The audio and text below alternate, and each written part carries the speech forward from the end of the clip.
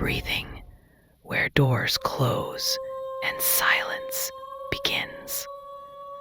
Before you surrender to the feeling of relaxation, if you find a sanctuary in our stories, feel free to support our channel with a like and subscribe. Tell me in the comments, from which corner of the world are you listening tonight? And what does the hour feel like for you right now? These small details make us a true community. You'll find only a few ads in the first 15 minutes. Then everything vanishes. After that, nothing will interrupt your journey into calm. I hope you give this experience a chance, for I am certain you won't find stories quite like these anywhere else. Now, dim the bright lights. Let the gentle hum of a water or the whisper of distant rain surround you, and don't let the thunder frighten you. Let's begin the journey.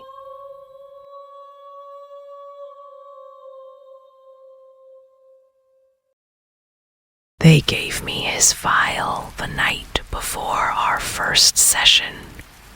Survivor of a vanished film crew, diagnosed with delusions. But I've studied cases like his, rituals, possessions, the places where madness and belief overlap. And the deeper I read, the less I was convinced he was insane. What haunted him felt real, too real. Reflections of the Damned. File landed on my desk just before midnight.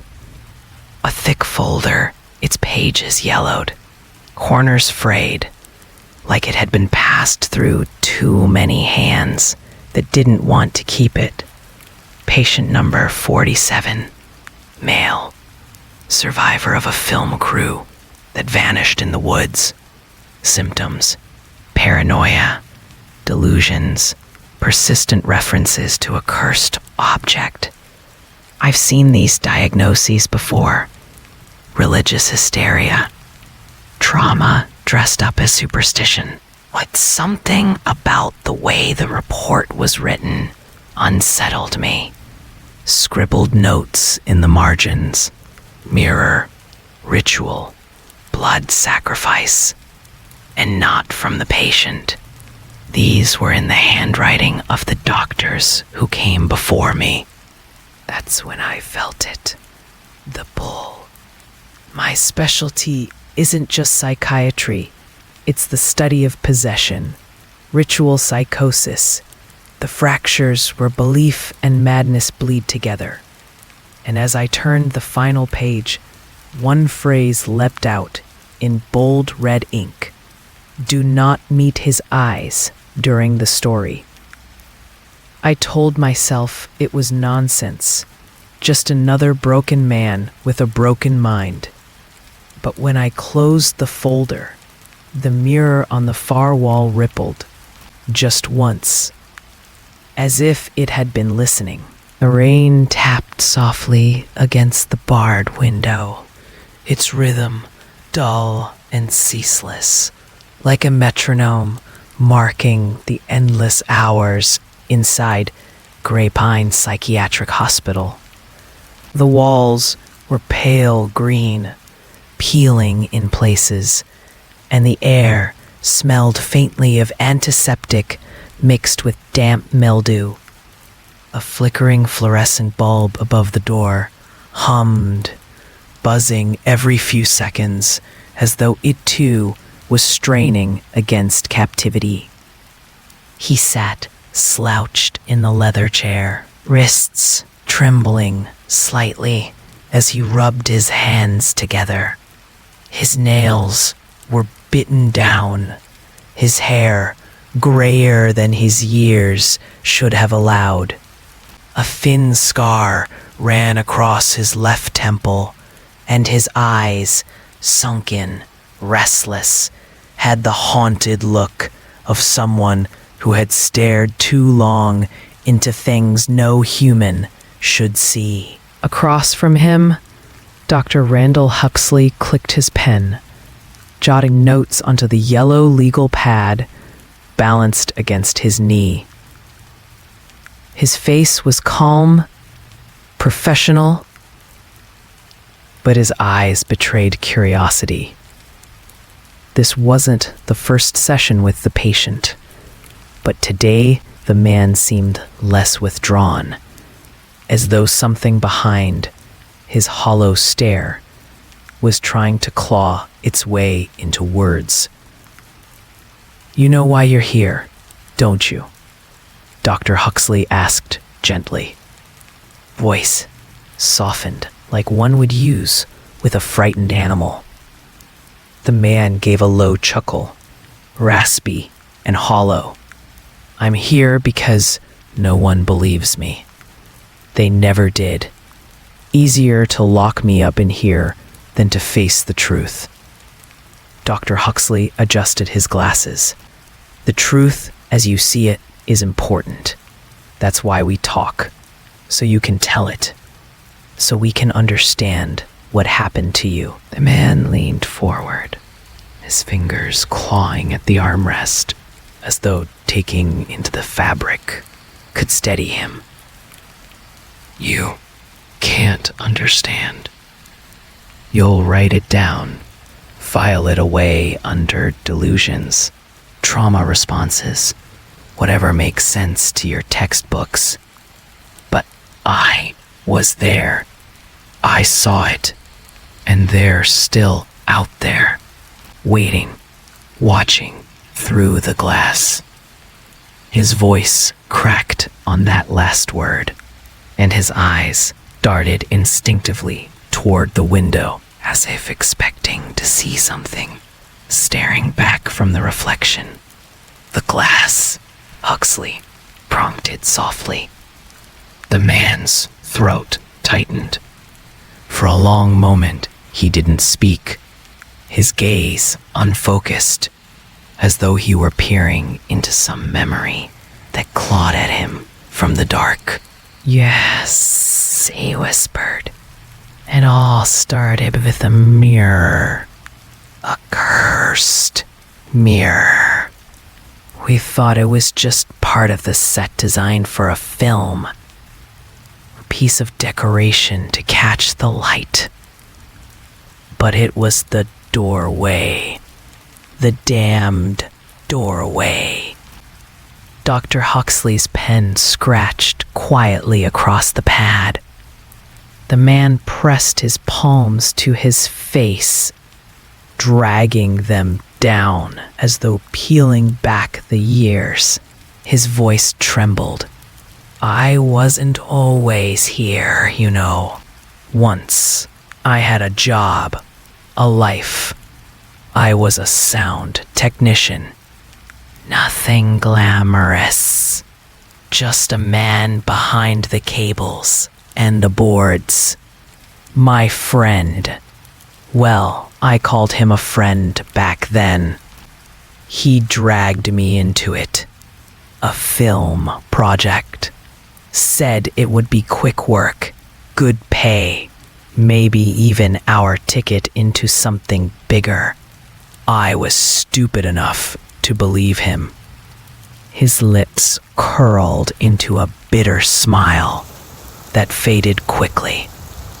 The film was supposed to be shot in a small village, not on the coast like you'd expect, but deep in the woods, a place that barely showed on maps, cut off from highways, swallowed by trees so thick they blocked out the sky, the kind of place where silence lingers even in daylight. He paused, eyes darting up to Dr. Huxley.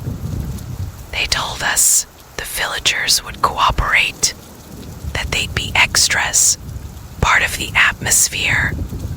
But that place, it wasn't right. There was something in the way they stared. Blank faces, lips, whispering words we couldn't hear. And the red, always the red. Robes, shirts, cloth tied around wrists, like they were all part of some congregation. Dr. Huxley leaned slightly forward. You've mentioned this before, the villagers in red, and you believe they were connected to the mirror? The man gave a sharp laugh, more bark than humor. Connected? Doctor, they came out of it, but that's not the beginning. The beginning was the script.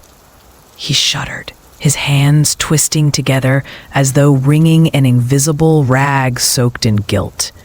The director. He said the screenplay was found, not written. A fragment of something older. Said it came from Europe. Maybe Eastern Europe. Translated poorly. Lines full of strange repetition. He thought it was genius. Raw, unsettling. He said it was authentic folklore. But I read enough of it. I recognized symbols, patterns. They weren't just words. They were invocations, a ritual disguised as dialogue. The man's voice lowered, conspiratorial, trembling with the urgency of someone begging to be believed. And that's what they wanted us for, don't you see? We weren't filming a horror movie. We were performing a ritual. The fluorescent bulb above flickered, buzzing louder. For a long moment, only the rain filled the silence. Dr. Huxley cleared his throat softly. Tell me about the first day there, what you saw when you arrived. The man swallowed, his Adam's apple bobbing. It was late afternoon. The road into the village was nothing but mud and roots, barely passable by the truck carrying our equipment. When we pulled in, the sun was already low, bleeding through the trees in streaks of orange. And there it was, the old inn they'd rented for us. Wood rotting, windows crooked. But standing across the way was the church, if you could call it that. A chapel leaning sideways, its bell rusted solid, red banners draped over its doors. He drew in a shaky breath, and inside the inn, in the largest room, there it stood, the mirror, tall, framed in wood, carved with patterns like twisting vines, but sharper, like claws. It faced the fireplace, catching the flicker of the flames, throwing shadows that didn't move the way they should have. I swear to you, Doctor, I saw something in that glass before we even started rolling.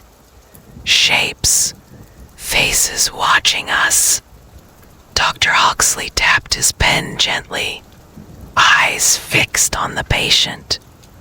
And you're certain these weren't tricks of the light? Fatigue. You mentioned long travel, poor conditions. The man slammed his palm against the armrest, startling both of them. His voice rose, cracked, with desperation. No, don't you reduce it to that. I know what I saw. The others saw it too. They just wouldn't admit it. They laughed, said it was a draft, smoke, nerves. But every time we turned our backs, the mirror shifted. Reflections lingered after people walked away. Sometimes I saw someone standing in it, someone in red robes. But when I turned, the room was empty. His breath came fast, ragged, his chest rising and falling, as though the memories themselves stole the air from his lungs. I tried to tell them. I tried. But Seb, he froze, lips tightening. No, that's not his name anymore. I won't give them his name. He brought me there. He insisted we stay. Said we'd never get another chance like this. The rain outside thickened into a downpour, drumming against the glass. The man's voice lowered again, breaking into a hoarse whisper. You want to know why I'm here, Doctor? Why they locked me away? Dr. Huxley's eyes softened. Yes, because I was the only one who came back. The silence that followed was so heavy it seemed to bend the room. He lifted his head slowly, eyes glistening under the harsh fluorescent glow. They all disappeared. The director, the crew, the actress, my friend. Every last one of them, gone. And when I tried to explain, when I told the police, the producers, anyone who would listen, I said they were taken through the mirror, pulled into that cursed glass by the ones in red. His shoulders shook, and for a moment his face crumpled, a broken man clutching at fragments of sanity. But no one believed me. They thought it was guilt, thought I killed them, hid them. Easier to call me insane than to admit what's waiting on the other side of that mirror. He looked up at Dr. Huxley, voice dropping to a chilling hush. And now you want me to tell you the story? Fine. But understand this. Once I start, you can't stop it. Because the story isn't just memory. It's alive. It listens. And it doesn't like being ignored. The patient's breathing steadied after a long silence. His eyes fixed on some invisible point beyond the doctor's shoulder. Dr. Huxley, sensing the moment, shifted his pen and leaned slightly forward. Go on, he said. Tell me about the others, the people you worked with, what they were like. The man's lips twitched into something that might have been a smile, but it was bitter, tinged with sorrow. The others? He exhaled slowly. I remember their faces better than their voices now. It's strange, isn't it? You'd think memory would hold on to sound, the laughter, the arguments. But no, it's the faces that linger. Sometimes I still see them in the mirror when I close my eyes. His hand shook as he rubbed at his temple, as if trying to wipe the images away. There was the director. Tall, thin, hair slicked back like an old preacher. He spoke with conviction, every word dipped in certainty, like he alone could see the end of the road. His name was Harold in those days. But names don't matter anymore. To me, he was just the zealot. He believed the script was more than a script, called it a revelation waiting to be filmed. The man chuckled darkly. A revelation or a curse. I suppose now I know which. He paused, licking dry lips. Then there was the actress. She was young, too young, wide-eyed, eager, convinced this film would be her breakout. The kind who thought horror was just fake blood and screams. I remember she kept practicing lines by the mirror, even when no one asked her to. She said she liked the way her voice sounded in that room. God help her. She didn't realize it was the mirror listening, not us. The man's voice faltered for a second. His jaw worked, struggling against emotion. And then there was my friend, the one who brought me in. He thought it was an adventure. He laughed at my worries, called me paranoid, said the villagers were just locals looking for attention, that the robes were some folk tradition. But every night I caught him staring at the script, mouthing words under his breath. He wouldn't admit it, but I think even he was falling under its spell. Dr. Huxley scribbled a note, and the villagers, tell me more about them. The patient's eyes narrowed, as though replaying a scene burned into his memory. The villagers, his voice dropped, cautious. They weren't like us. Their eyes had a hunger in them, a waiting. They moved together, silently, always watching. Men, women, children. It didn't matter. They all wore something red. Not bright red, not cheerful, but deep, like dried blood. At night, I'd see them gathered at the edge of the clearing, standing in rows. They never came closer, never spoke to us, just stood there, waiting, as though they were listening to the trees or to the mirror. Sometimes I could swear their lips were moving, whispering in rhythm, a hum, a chant, too low to catch the words, but the air vibrated with it. You could feel it in your teeth. He rubbed his arms as though cold, though the room was warm. On the second night, I couldn't sleep. I went downstairs in the inn. The fire had burned low. Shadows crawling along the walls. And that's when I saw it.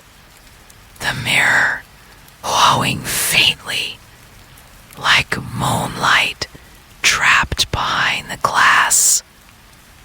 There was someone in it. A man in a crimson robe, hood drawn over his face. He raised his hand and pressed it against the inside of the mirror.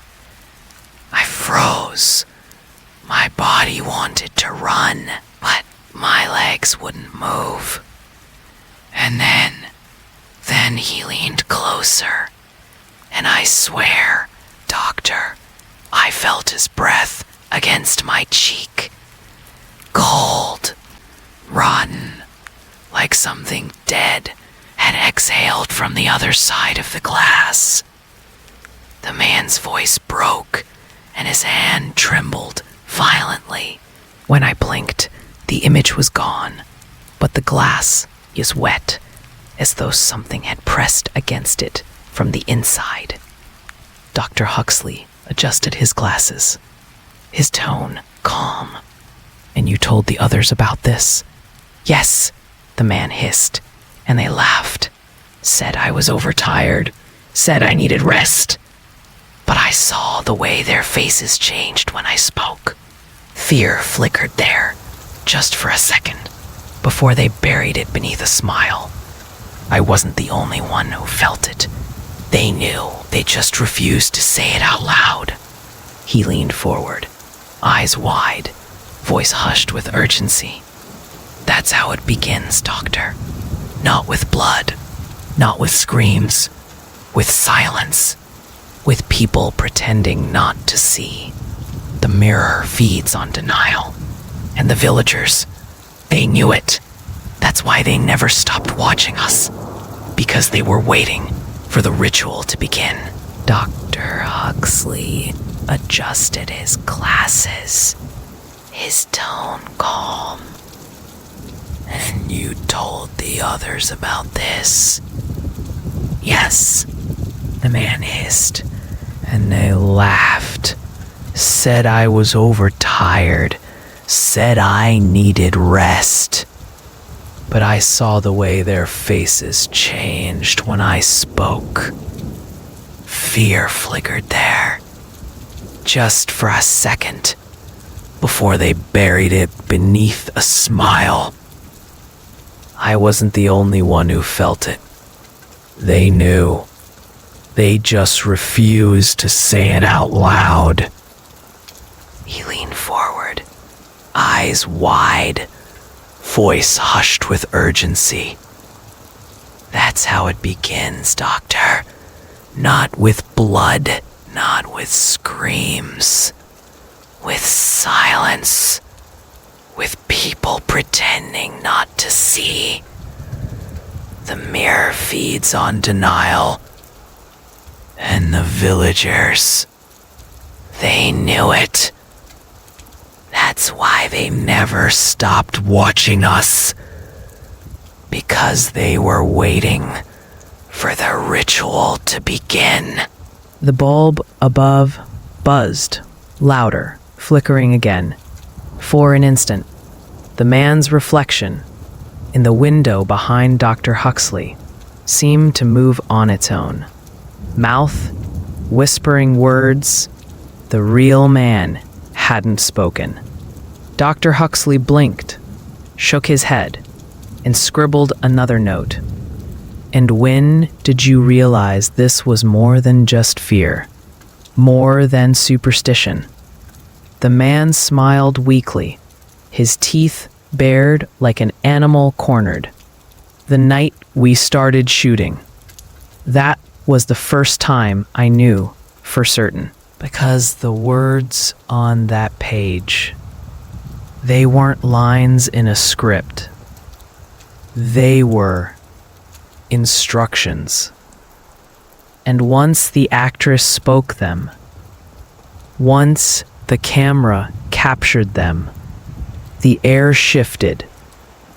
The mirror trembled. And the villagers, they bowed. The patient's voice dropped lower, almost reverent, as though repeating words too dangerous to speak aloud. His fingers dug into the armrest, knuckles white, nails scraping against the cracked leather. The first day of filming, that's when it really began. They had dragged cables across the wooden floors of the inn, cameras set on tripods, microphones dangling like vultures waiting for the kill.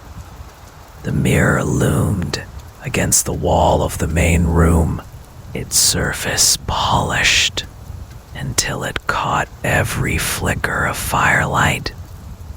The director paced back and forth, script in hand, barking instructions.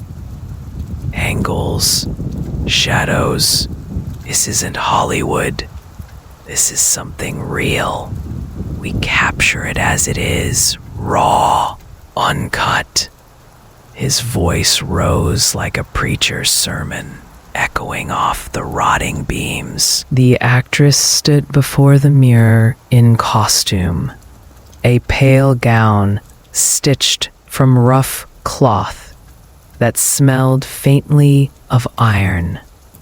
She shivered, not from the cold, but from the way her own reflection seemed delayed, lagging half a heartbeat behind her movements.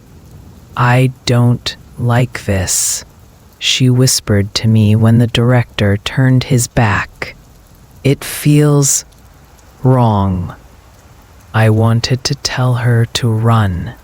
I should have, but the cameras rolled, and the words on the page waited to be spoken. The director raised his hand. "Quiet on set. Action." The actress lifted her chin, eyes darting nervously to the mirror. She began reciting the lines, syllables stumbling from her lips. The words were jagged, foreign, their rhythm unsettling. At first, it sounded like nonsense, just guttural syllables scraped from an old tongue. But then the villagers outside began to hum, low, vibrating in perfect sync with her words. My stomach turned to ice. Every pane of glass in the room quivered, a faint ringing filling the air. The mirror's surface rippled as though disturbed water lay beneath the glass. And then shadows appeared, standing just behind the actress's reflection. The director didn't yell cut. He didn't stop. His face lit up with ecstasy, like he'd waited his whole life for this. "Yes," he cried. "This is it. Keep rolling." I shouted. I don't remember what words. Maybe to stop, maybe to run, but no one listened. The actress's voice rose, trembling as though something was forcing the words from her throat. Her eyes glazed, pupils swallowed by black. She screamed the final line, and the mirror shattered. No, not shattered. It broke without breaking. Fragments splitting and spinning. Yet the glass remained whole. For a moment, the entire room bent inward, pulled toward that impossible doorway. The villagers outside roared, their hum erupting into chants. They pressed their crimson hands against the windows, smearing them red. I swear to you, Doctor, I saw them step through. One after another, robed figures poured out of the mirror, their forms flickering like smoke, yet solid enough to leave wet footprints on the floor. The actress collapsed, screaming, but her reflection stood tall, smiling, eyes burning red. The crew scrambled back, cables tearing loose, cameras toppling. One of the men tripped, and before I could reach him, one of the figures seized him by the throat. His scream died in a gurgle as his body was pulled, absorbed into the mirror's surface. The glass rippled again, swallowing him whole. The patient's voice cracked, tears welling in his eyes. "Do you understand now?" he begged, leaning forward. It wasn't just a film. It was a ritual.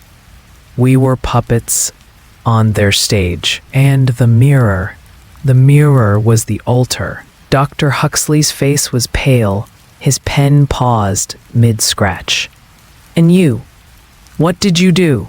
The man slumped back in his chair, trembling. "What could I do? I ran. I left them behind, every last one of them. And when I looked back through the doorway of that inn, all I saw was red. Red robes, red light, red dripping down the glass. And their faces, staring, smiling, as though the sacrifice had only just begun." He pressed his shaking hands over his mouth, muffling a sob. That was only the first day. The patient's voice had taken on a sharp edge, his body leaning forward, as if dragging himself deeper into the past. His fingers trembled against the chair, but his eyes no longer wandered. They locked onto Dr. Huxley, burning with a desperate need to be heard. "You think what happened inside the inn was the worst of it?" he rasped. "No, that was only the rehearsal. The real performance, that took place outside, with them." The second day dawned under a sky so gray it looked carved from stone.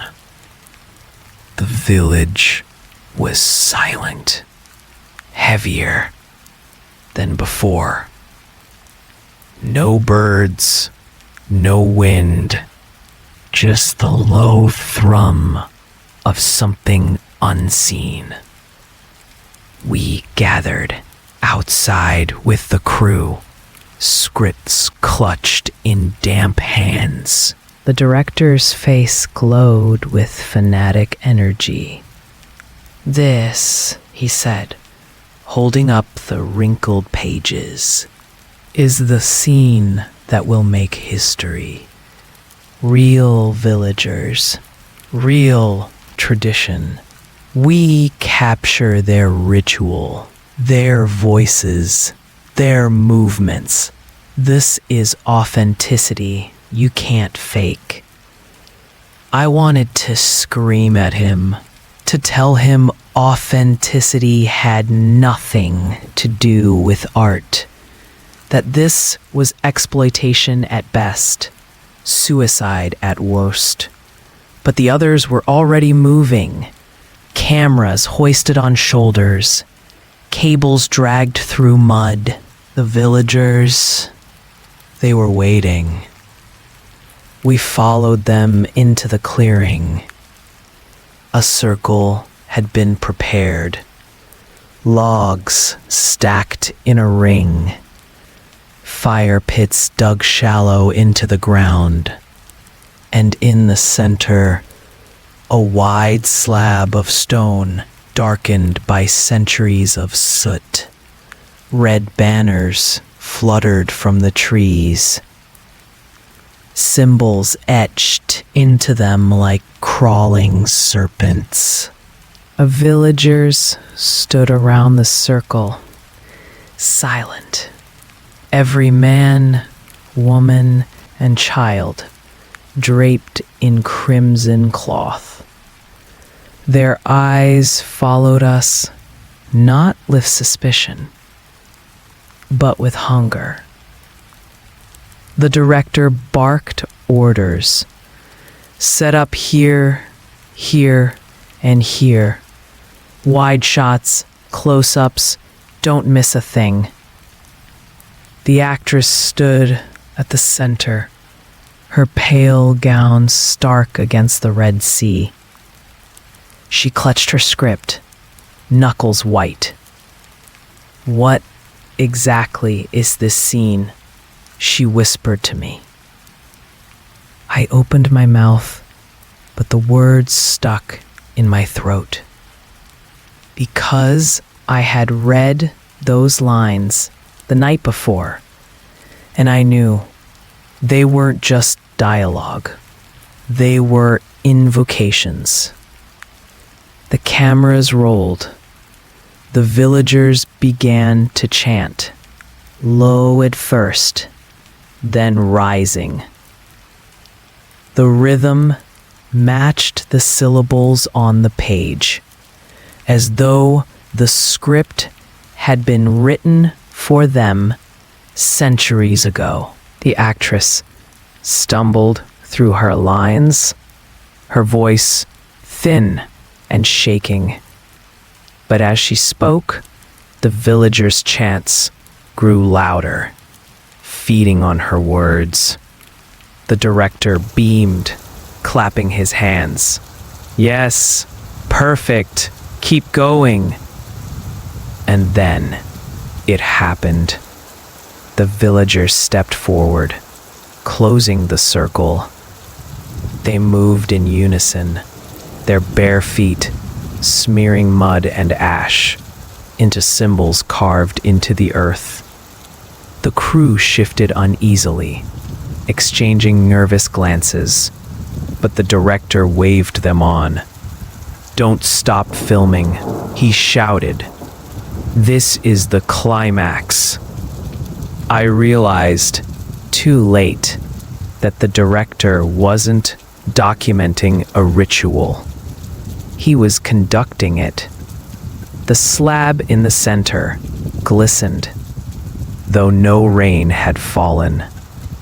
The actress's voice cracked as she cried the final line, the foreign syllables scraping her throat, raw.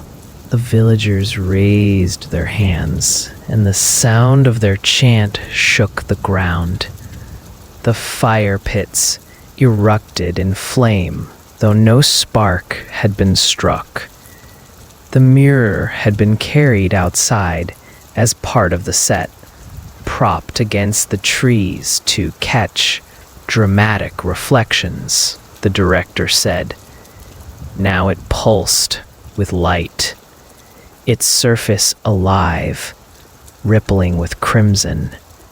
The villagers turned toward it in unison, and they bowed. The actress dropped her script.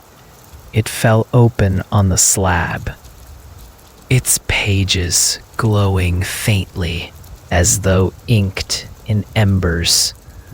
The wind picked up, howling through the trees, and in that wind I heard voices, not chants, not human, whispers from the other side of the glass.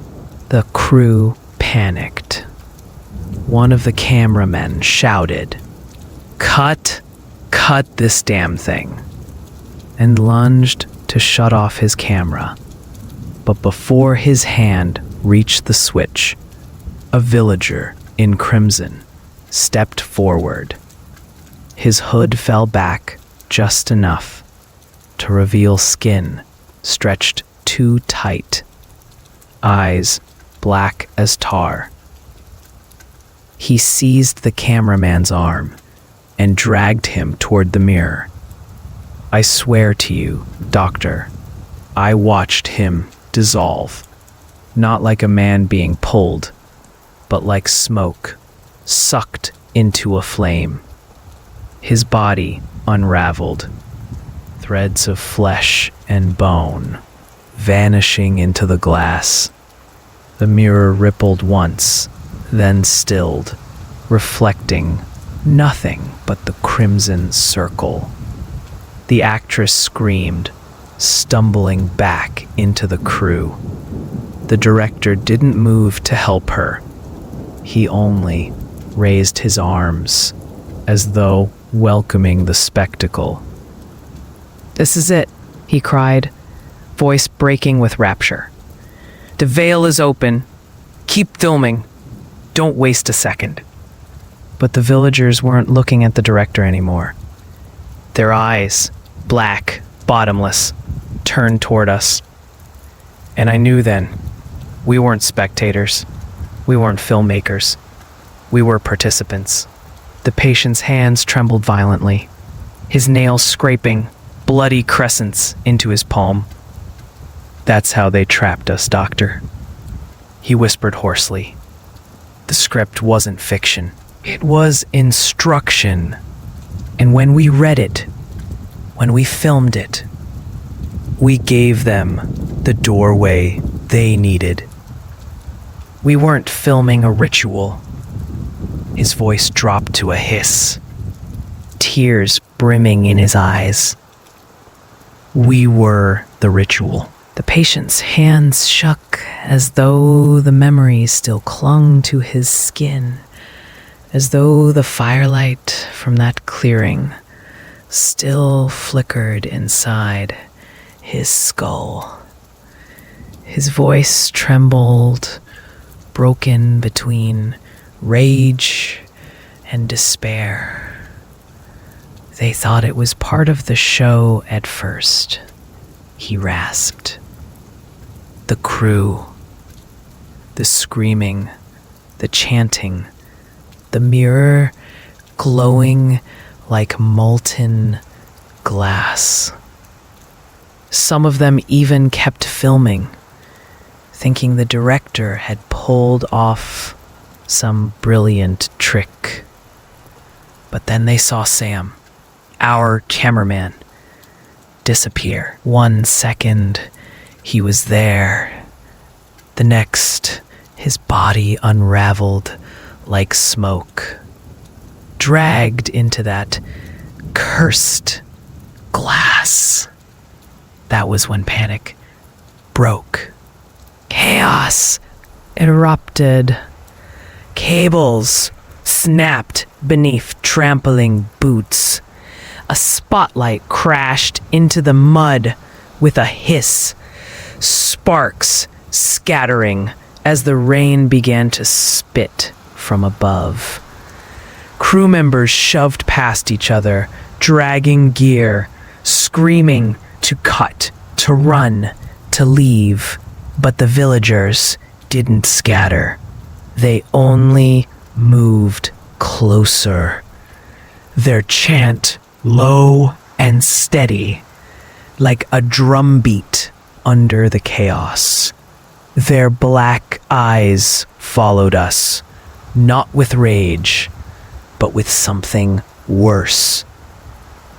Patience. I grabbed the actress by the arm, pulling her away from the mirror. Her skin was cold, her breath shallow. "We have to go," I shouted. She didn't answer. She only stared at the glass, her lips moving silently, echoing the chant. The director barked orders over the screams. "Keep rolling. Do you hear me? This is cinema. This is the moment." His face was alight with rapture, veins bulging in his neck. When one of the sound techs tried to run, the director seized him by the collar, shoving him back toward the circle. "Don't waste this," he roared. "Do you know what we're making here? Do you understand?" The tech punched him square in the jaw and bolted for the tree line. I turned to follow. God knows I wanted to, but the villagers were already there, lining the forest's edge like living barricades. They didn't chase him. They didn't have to. He made it 5 steps into the dark before his scream tore the night apart. When I looked back, the trees had closed in behind him. His body was gone. The forest had swallowed him whole. The actor actress began to convulse, her hands clawing at her throat.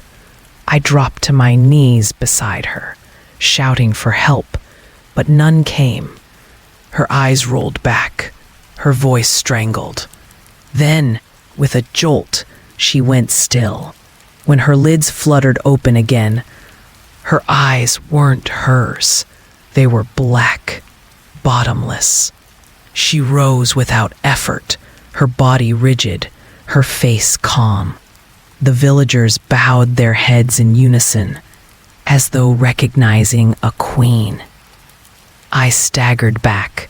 What have you done to her? One of the robed figures turned his face toward me, lips curling into a grin that wasn't human. She was chosen, he hissed, though no sound escaped his mouth. The words didn't pass through air. They pressed directly into my skull. The crew was scattering now, some crying, some praying, others frozen in shock. The mirror pulsed brighter, its surface alive with writhing shadows. Shapes pressed against it from the inside. Hands, faces, whole bodies straining to break through. The director dropped to his knees before it, tears streaking down his face. "We've done it," he whispered. "We've opened the veil." I wanted to drag him away, to tear the script from his hands. But it was too late. Pages on the stone slab burned, curling into ash. Yet the words didn't vanish. They rose as glowing embers into the air, spinning, carving themselves into the night sky above us.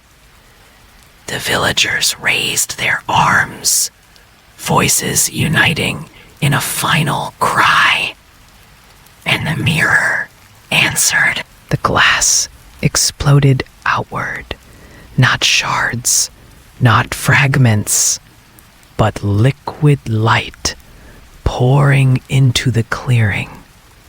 It drenched us, burning cold, searing through clothes, through skin, leaving a mark that wasn't visible but could be felt.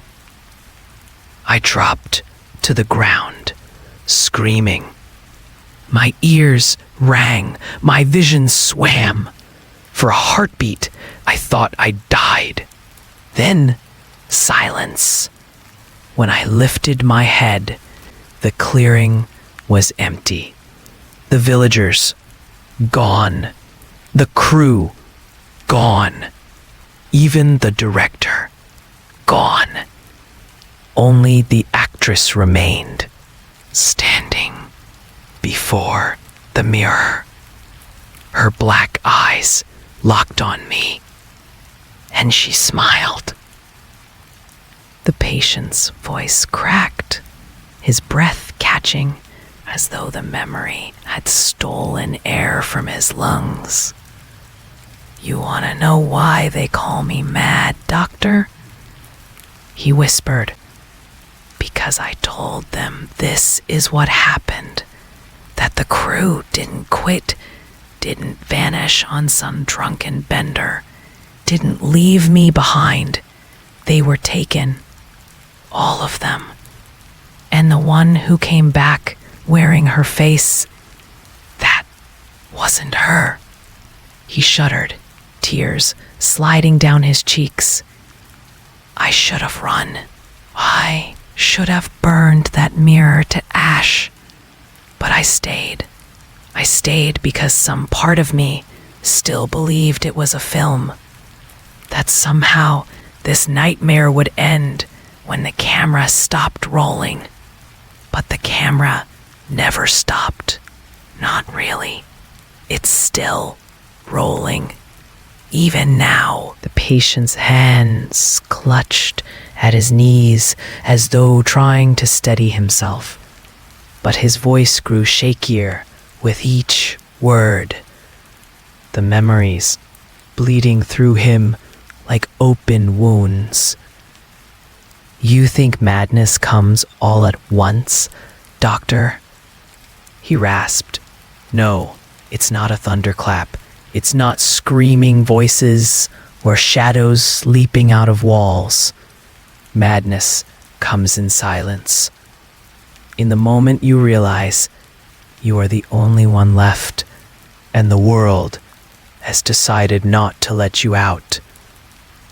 The clearing smelled of ash and iron. Smoke curled from the fire pits, though no flame remained. The mirror still stood, rooted against the trees, its surface glowing faintly like a dying ember. But it wasn't dead, not even close. Shapes shifted beneath the glass, rows of faces pressing against it, mouths open in silent screams. Some I recognized, crew members, friends. Their eyes begged, their hands slapped soundlessly against the surface.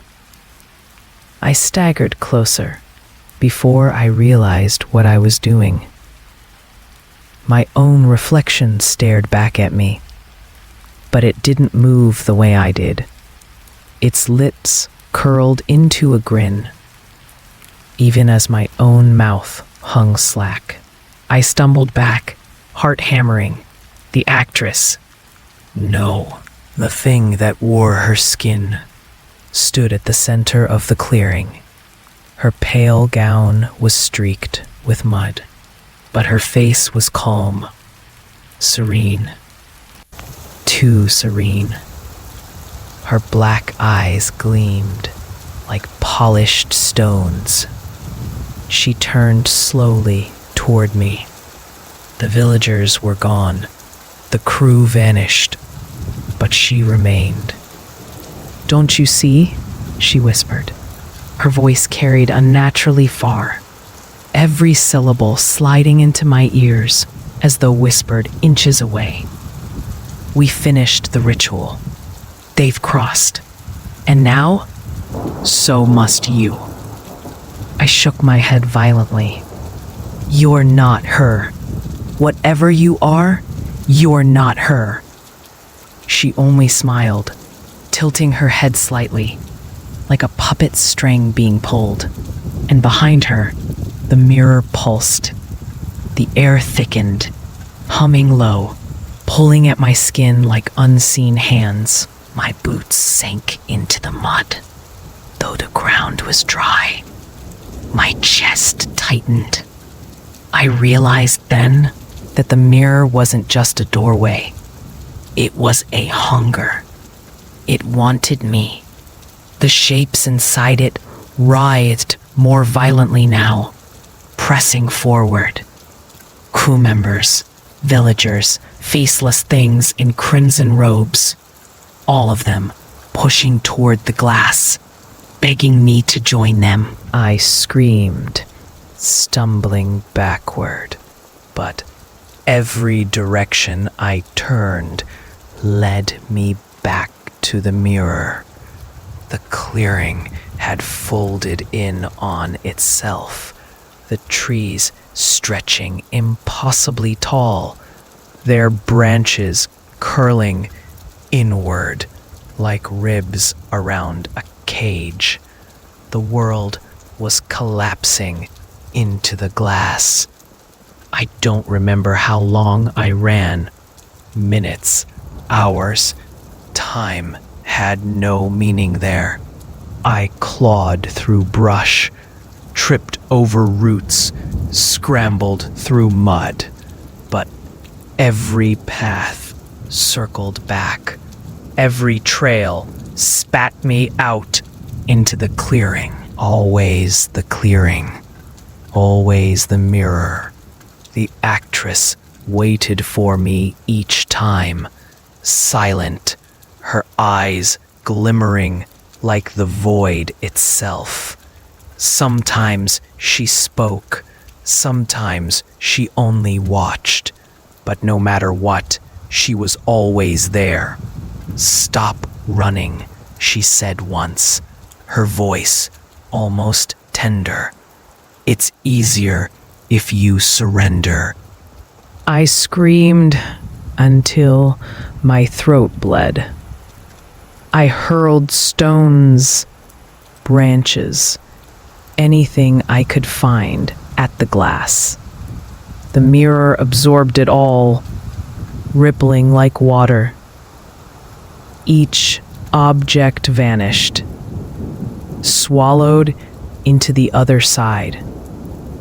And each time something disappeared, another face appeared in the glass. The patient's voice cracked, his nails digging bloody crescents into his palms. "Do you understand what that means, doctor?" Every act of defiance only said it. Every strike, every scream. It wanted me to fight. It wanted me to resist. That's how it grows. He shivered violently, his voice dropping to a whisper.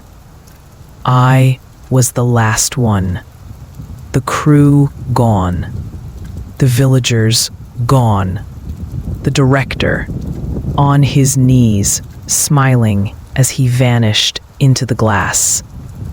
And the actress, the imposter, she was never meant to leave. She was its emissary, its lure. Dr. Huxley shifted uneasily, the pen in his hand trembling slightly. "And how did you escape?" The man's hollow laugh filled the room, sending a shiver down the doctor's spine. "Escape? You think I escaped?" His eyes darted wildly, shimmering with fevered light. "No one escapes, doctor. The mirror doesn't let go. It only delays. It feeds. It waits. And then it whispers your name in the dark until you answer." He leaned forward, his breath ragged, his voice breaking into a hiss. "I didn't escape. I was released. They let me go because they needed someone left behind, someone to carry the story, someone to tell it." He jabbed a trembling finger at the doctor. "Do you understand? I wasn't spared. I was chosen. And now I've passed it on to you." The fluorescent bulb above them flickered, buzzing once, twice. In the window behind Dr. Huxley, the glass shivered. For a split second, another face stared back. Not the doctor's, not the patient's, a hooded figure in crimson. And then it was gone. The patient's breathing slowed, though his hands wouldn't stop trembling. He pressed his palms flat against his thighs, as if pinning himself to the present. But his voice carried him back into the forest, into the clearing, into the place where the world had collapsed.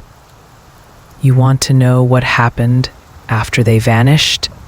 His eyes gleamed with a feverish light.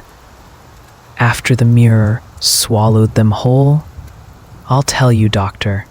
But remember, every word I speak feeds it. Every syllable is a knock on the glass. And sooner or later, something knocks back." I woke alone the next morning. The inn was silent, too silent. No footsteps above, no voices in the hall, no rattling of gear, only the creak of wood in the beams, the occasional groan of wind slipping through cracked shutters. I staggered into the hallway. The doors to the crew's rooms hung open, beds unmade, sheets tangled. as though their occupants had left in a hurry. But they hadn't left. Their belongings were still there. Clothes draped across chairs, half-drunk cups of water on nightstands, even cigarettes smoldering in ashtrays. It was as though they had been plucked from the air, mid-motion, erased from the world. I stumbled down the stairs, my chest hollow, my stomach knotted. The mirror loomed in the common room, propped against the wall where it had been left the night before. Its surface gleamed, smooth and unbroken. But inside, shadows writhed. I saw them, the crew, their faces pressed against the glass, mouths open in silent screams. One by one, they clawed at the surface, but their hands made no sound. And behind them, always behind them, were the figures in crimson, watching, smiling. I screamed, hurling a chair at the mirror. The wood splintered, fragments scattering across the floor. But the glass didn't crack. It rippled, swallowing the impact whole, like water accepting a stone. And for a moment, my own reflection remained after I'd stepped back. It grinned. It whispered. I fled the inn, bolting into the gray daylight. The village was still. Houses leaned against each other, smoke curling faintly from chimneys, but no one moved. Then I saw them. The villagers stood at the edge of the clearing again, lined in rows, dressed in crimson. Only now, they weren't chanting. They weren't even breathing. They were statues, frozen mid-step, eyes glassy, unblinking. I shouted, pleaded for them to answer me. Not a single head turned. Not a single chest rose. It was as though the whole village had been drained of life. Their bodies left as shells. I stumbled through the streets, searching for signs of anyone real. Every door I pushed open revealed the same thing. Meals left, half eaten, fires still burning, water boiling in kettles, lives abandoned in an instant. But the rooms weren't empty. Reflections stared at me from every window, every scrap of glass, every polished surface. Faces I knew, faces I didn't. Their mouths moved in unison, whispering words I couldn't hear.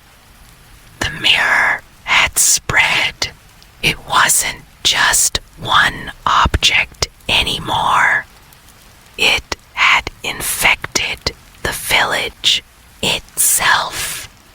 At night, I barricaded myself in the inn, dragging furniture against the doors.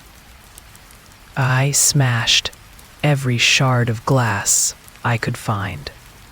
Bottles, lanterns, panes of window. But every time I turned, the mirror in the common room was closer. I hadn't touched it. I hadn't moved it. But each time I looked away, it had shifted nearer, like it was stalking me through the building. And worse, the actress was with it.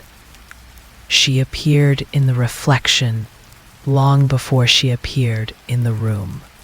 Her black eyes gleamed, her lips curling into a smile that wasn't hers. "You can't run," she whispered through the glass. "You've already given yourself to us. You just haven't crossed yet." The patient's voice cracked, his fingernails scraping grooves into the armrest. I stayed awake until dawn, staring at that mirror, afraid to blink. And every time my eyes closed, I heard them. The voices, the crew, begging, pleading. But it wasn't them, doctor. It was the mirror, using their voices. And when the sun rose, when the light poured through the shutters, I thought maybe it would end. Maybe daylight would burn it away. But the mirror doesn't care about night or day. The mirror is always waiting. The patient's eyes darted toward the barred window, as if expecting the glass itself to stir at the mention of what came next. His breath quickened, words spilling out like a confession dragged from a wound. "You think it ends when you smash the mirrors, when you shatter every shard? No. That's when it begins to notice you. That's when it turns its eyes fully on you." By the second night, the village was unrecognizable.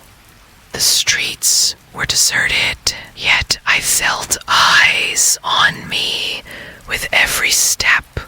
Curtains swayed, though no wind passed. Doors creaked open, then slammed shut, as if pushed by invisible hands. I carried a lantern and a length of iron pipe I'd torn from the inn's boiler room. Pathetic weapons, but it was all I had.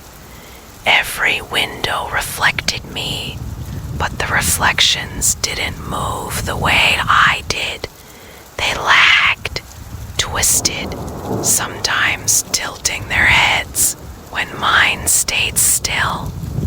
Once, I saw my reflection grin, while my own face was frozen in terror. I stumbled into the square. The stone well at its center glistened with rain, though the sky above was dry. And that's when I saw her, the actress. She stood at the far end of the square, barefoot, her white gown dragging in the mud. Her eyes shone black, even in the lantern light. Her hair hanging limp, as if wet. "Why are you still fighting?" she asked softly. Her voice wasn't carried by air. It slid directly into my ears, bypassing the space between. I raised the pipe, my hands trembling. "Stay back." She tilted her head, smiling faintly. You still don't understand, do you? You're already one of us. You've been ours since the first word of the script left your lips. My stomach dropped. She was right. I had read lines aloud, repeated words to check the microphones, to test levels. I hadn't thought of it then. But now, the memory burned. I had spoken the words. I had participated. I took a step back, my breath catching. No, I didn't mean it. I didn't. She glided forward, her bare feet leaving no prints in the mud. Her reflection appeared in every window around the square, multiplying, encircling me. You don't get to choose, she whispered. None of us did. I swung the pipe, wild and desperate. It passed through her as though through smoke. The lantern flame guttered, casting her face in shadow. And then she was gone. For a heartbeat, I thought she'd vanished entirely. But then the glass of the well rippled. I staggered forward, lantern shaking in my hand. The water wasn't water anymore. It was a mirror. Its surface shimmered, glowing faintly, and beneath it, faces writhed. Crew members, villagers, strangers in crimson robes, all staring up at me, their mouths open in silent screams. And at the center of them all was her, the actress, her face inches from the surface, her black eyes wide, her grin stretching impossibly, her hand pressed upward against the inside of the well's reflection, and the water, no, the glass, began to bulge outward as though ready to birth her into the world again. I dropped the lantern. It shattered, fire licking briefly at the mud before dying out. I ran. The streets twisted, folding back on themselves. No matter which alley I took, I ended up back at the square, the well, the mirror water, her face waiting beneath it.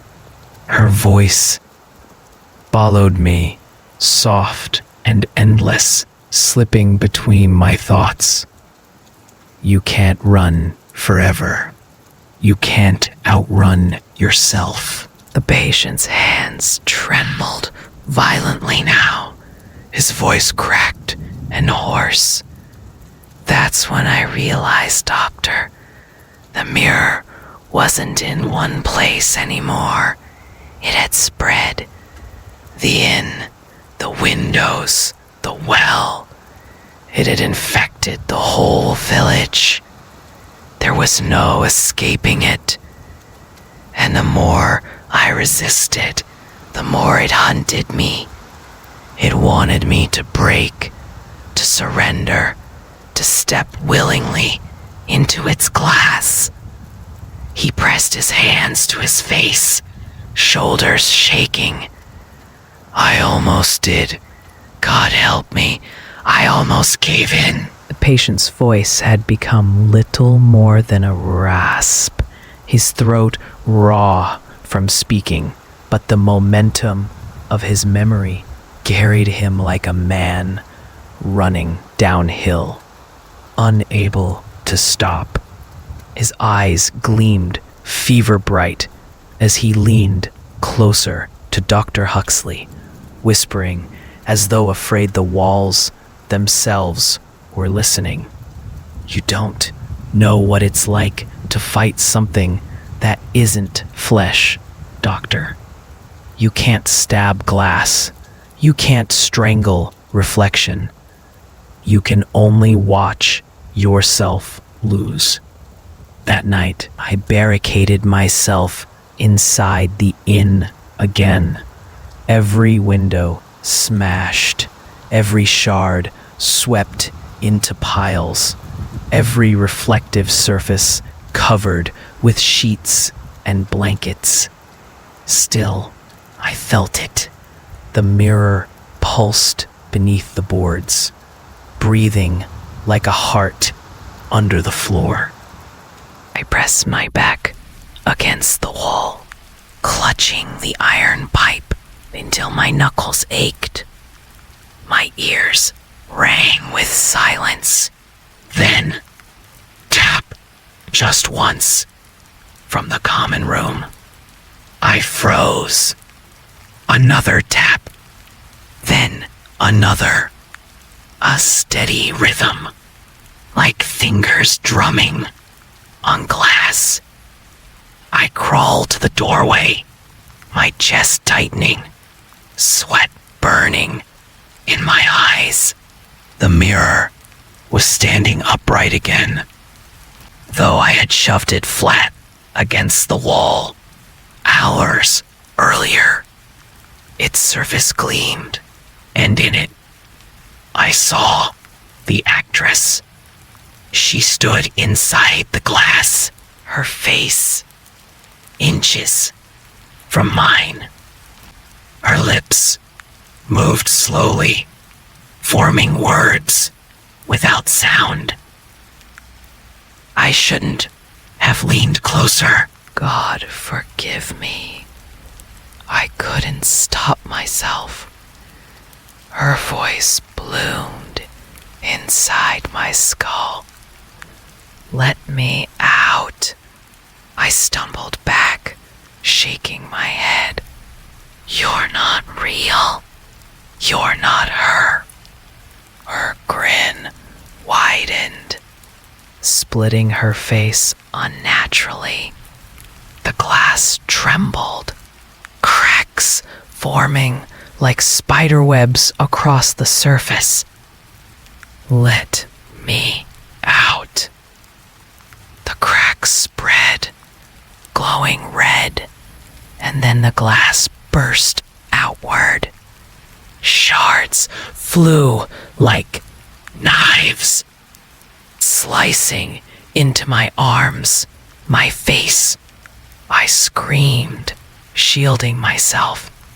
But the shards didn't fall. They hovered in the air, suspended, each one holding a fragment of her face, dozens of her eyes, dozens of her grins. The shards spun together, knitting into a form that wasn't human. Her body stitched from broken reflection. Her voice layered into a chorus. She lunged. I swung the pipe with all the strength I had. It passed through her, but the shards shattered into a storm, slicing across my skin. Blood splattered the walls, soaking the boards. I fell to my knees, gasping. She circled me, her form shifting, rearranging. Sometimes the actress, sometimes the director, sometimes my own reflection grinning down at me. You can't fight us, the voices hissed in unison. You already belong to us. Something in me broke. Rage, terror, despair. It all fused into one raw scream. I swung the pipe again, not at her, but at myself. I smashed the shard nearest my face, the one that showed my reflection smiling. It burst into dust, the grin gone. For a moment, the others recoiled, flickering. I swung again and again, smashing shard after shard, blood mixing with glass. My screams drowned their whispers. When I collapsed, chest heaving, the room was silent. The shards were gone. The mirror was whole again, leaning peacefully against the wall, unbroken, untouched, and in its surface, I saw myself, bleeding, trembling, broken, and smiling. The patient's voice faltered, his shoulders trembling as he covered his face with both hands. That was the night I knew, Doctor. No matter what I did, the mirror would win. Smash it, burn it, run from it. It always returns.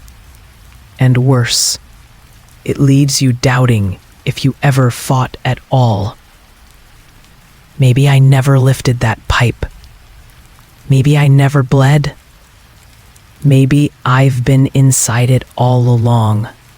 And this, he gestured around the sterile office, the barred window, the flickering light above. This is just another reflection. Another lie it's feeding me. His eyes snapped up to the doctor's, wide and fevered. Tell me, doctor, how can I be sure you're real? Patient leaned back in the chair, his breath rattling in his chest as though each word pulled him deeper into exhaustion. But his eyes refused to dim. They burned brighter, as if the retelling itself fueled him. You want to know what happens when a man finally decides to run? He whispered. When he stops pretending he can fight, he discovers that running doesn't save him either. It just leads him into a bigger trap. The morning after that night in the inn, I stumbled into the forest with nothing but a pack of stale bread, a canteen half full, and the iron pipe still slick with my dried blood. My body shook, feverish, my wounds crusted and burning. I didn't look back at the inn.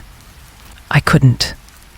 The trees closed in around me, tall and ancient, their trunks twisted, bark blackened like char.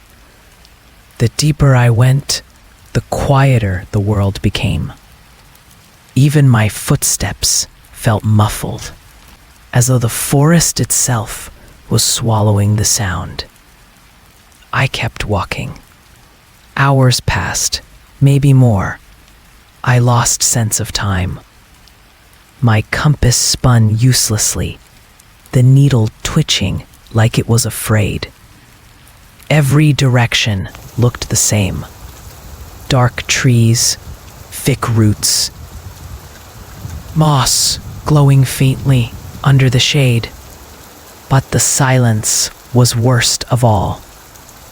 It wasn't just empty. It was watchful. Midday, I found a path, or what looked like one. A faint trail, narrow and overgrown, but carved by human feet once. Hope surged in my chest. Maybe it would lead me out. I followed it, pushing through brambles, mud sucking at my boots. The trail dipped into a gully where a stream trickled, shallow and clear. I leaned down, cupping the water to my mouth. Cold relief washed my throat. But as the surface rippled, I froze. Reflections, not mine. The stream mirrored faces, dozens of them, mouths open in silent screams, eyes wide and pleading. Some I knew, crew members, villagers, even the actress. I stumbled back, heart slamming in my chest. The water stilled, the faces vanished. Only then did I notice my reflection hadn't returned. I ran. The trail wound upward, branches clawing at my clothes, tearing my skin. My lungs burned, my vision blurred. Still, I ran. At last, the trees broke, and I staggered into a clearing and froze. The clearing was identical to the one in the village, the stone slab in the center, banners strung between the trees, fire pits carved into the earth. But this wasn't the same place. I had traveled miles, and yet here it was, waiting.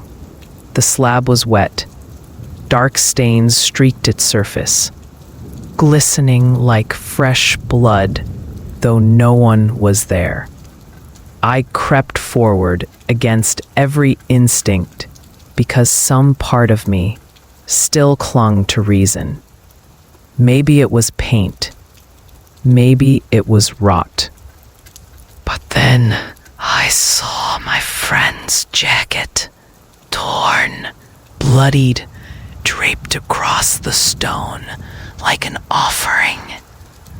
And beneath it, carved deep into the rock, were words. Not in English, not in any tongue I knew, but I recognized them.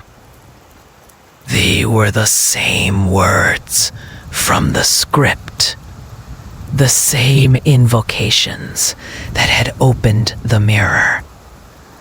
I turned to run, but the forest shifted.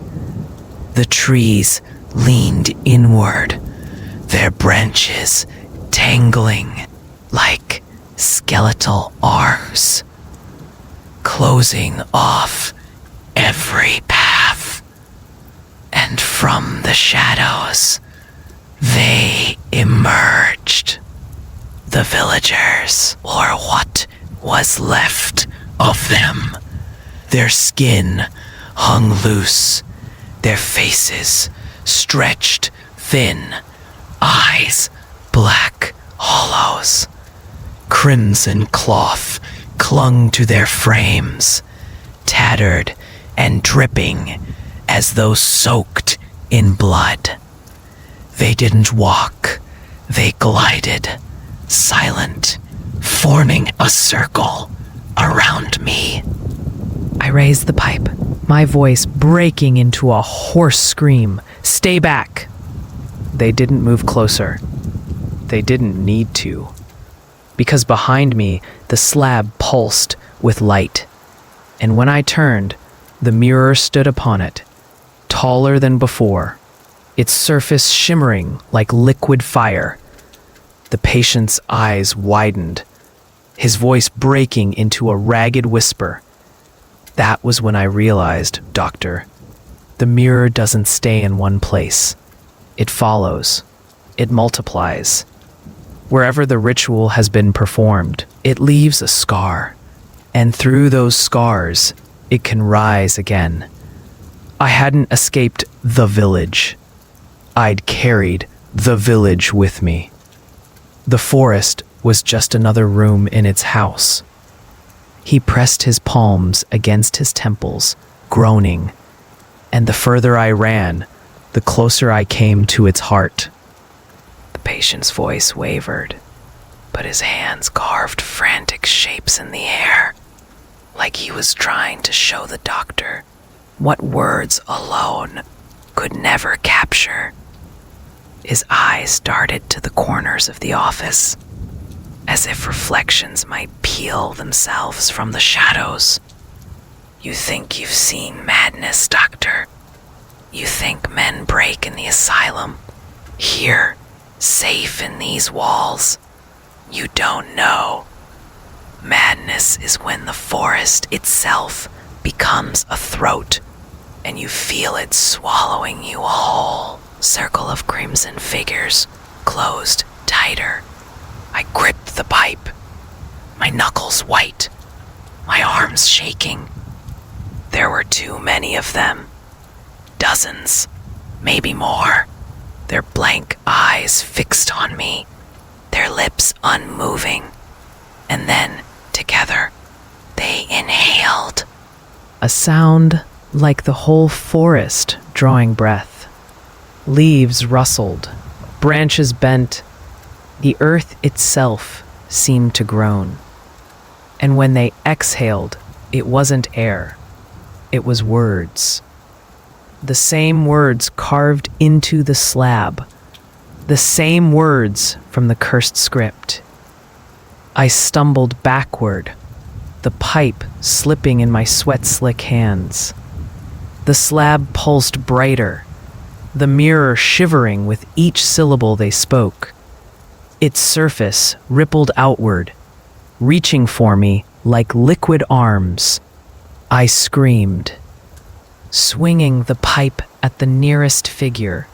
It cracked against their skull, but instead of breaking bone, the head shattered like porcelain, shards of reflection flying out. No flesh, no blood, only glass. The body didn't fall. It reformed, the shards stitching back together into a mask of my own face. Dozens of them now wore me. Dozens of copies, their mouths moving in unison. Join us, they whispered in my voice. The mirror erupted. It no longer stood still. It surged forward, stretching from the slab to the ground, flooding outward like liquid silver. The forest floor became a sea of reflection, swallowing the dirt, the roots, the bodies. I staggered back as my boots sank into it, the glass clinging like tar. I pulled, but it stretched with me, elastic, hungry. From its surface rose hands, hundreds of them, pale and grasping, dragging at my clothes, my skin. Faces pressed upward, mouths opening beneath my feet, screaming without sound. And above them all, her face appeared again, the actress. Her grin split wider, her voice booming inside my skull. You spoke the words. You are already ours. Step through and end the struggle. I fell to my knees, the pipe slipping from my grasp. The mirror pulled harder, dragging me inch by inch into its surface. My reflection stared up at me, grinning, its hands gripping mine. I thought of surrender. I thought of letting it end. And then, the forest screamed. Not the villagers this time. Not the mirror. The trees. They groaned and snapped, their trunks twisting, roots ripping free of the earth. The whole clearing shook, as though the land itself rejected what was happening. The circle of crimson figures staggered, their chant breaking. The mirror's pull faltered, its surface trembling. The glass burned my skin, searing it raw, but I ripped it apart, pulling at its edges. Like tearing cloth, a shriek tore through the clearing. High and endless, the sound of something ancient being wounded. A clearing was silent again. The slab was cold. The mirror was gone. But I knew it wasn't over, because when I looked into the puddle of blood pooling beneath my hands, my reflection was still smiling. The patient leaned forward, his voice dropping to a hoarse whisper. That was when I realized, Doctor, sometimes you can fight it back, but you never destroy it. The mirror bends, the mirror retreats, but it never breaks. It just waits, and it always comes back. The patient sat motionless for a long time, his chest rising and falling in shallow gasps. When he finally spoke again, his voice was quieter, but it carried the weight of inevitability, like the sound of dirt falling on a coffin. You ever think you've won, Doctor? You ever think you've clawed your way back to safety, only to realize you've just dug deeper into the grave? That was me, after the clearing. After I ripped the mirror apart, I thought it was over. God, how wrong I was. I woke to silence. I don't know if I passed out for minutes or hours, but when my eyes opened, the clearing was empty. The slab was dull and lifeless. The crimson figures were gone. The mirror was nowhere to be seen. My hands throbbed with pain, blistered and raw, my skin peeling where I had touched the glass. Every breath stabbed my ribs. Every heartbeat sent fire through my veins. But for the first time in days, I thought maybe, just maybe, I was free. I staggered through the trees, dragging myself forward, ignoring the sting of branches slashing my arms. The forest was quiet again. Too quiet. Yes, but the silence now felt empty rather than watchful. Hours passed. I found another stream, drank deeply, ignoring the taste of iron in the water. This time, I didn't look at my reflection. I didn't dare. I kept moving, always moving. By dusk, I stumbled into another clearing and froze. It was the same clearing, the same slab, the same broken fire pits. I had walked in circles. I ran again. I don't know how far. My legs felt like lead. My lungs burned. My vision swam. Another clearing. The same slab. Another. The same slab. The forest wasn't a forest anymore. It was a labyrinth, folding in on itself, feeding me back to the same place again and again. I fell to my knees, screaming into the dirt. My voice echoed back, distorted, like it had bounced off glass. That night I built a fire. I huddled close, praying the flames would keep it away. But the fire cast shadows, and in those shadows, I saw them. Faces, reflections, my own, multiplied 100 times, all grinning back at me. They spoke in whispers, not with mouths, but with my own thoughts, sliding between my memories and my fears. You can't leave. You were chosen. The forest is the mirror now. I pressed my hands over my ears, but it didn't help. The voices came from inside, but without.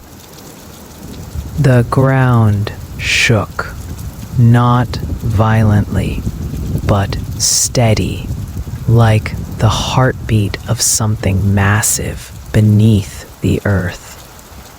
I looked at the slab.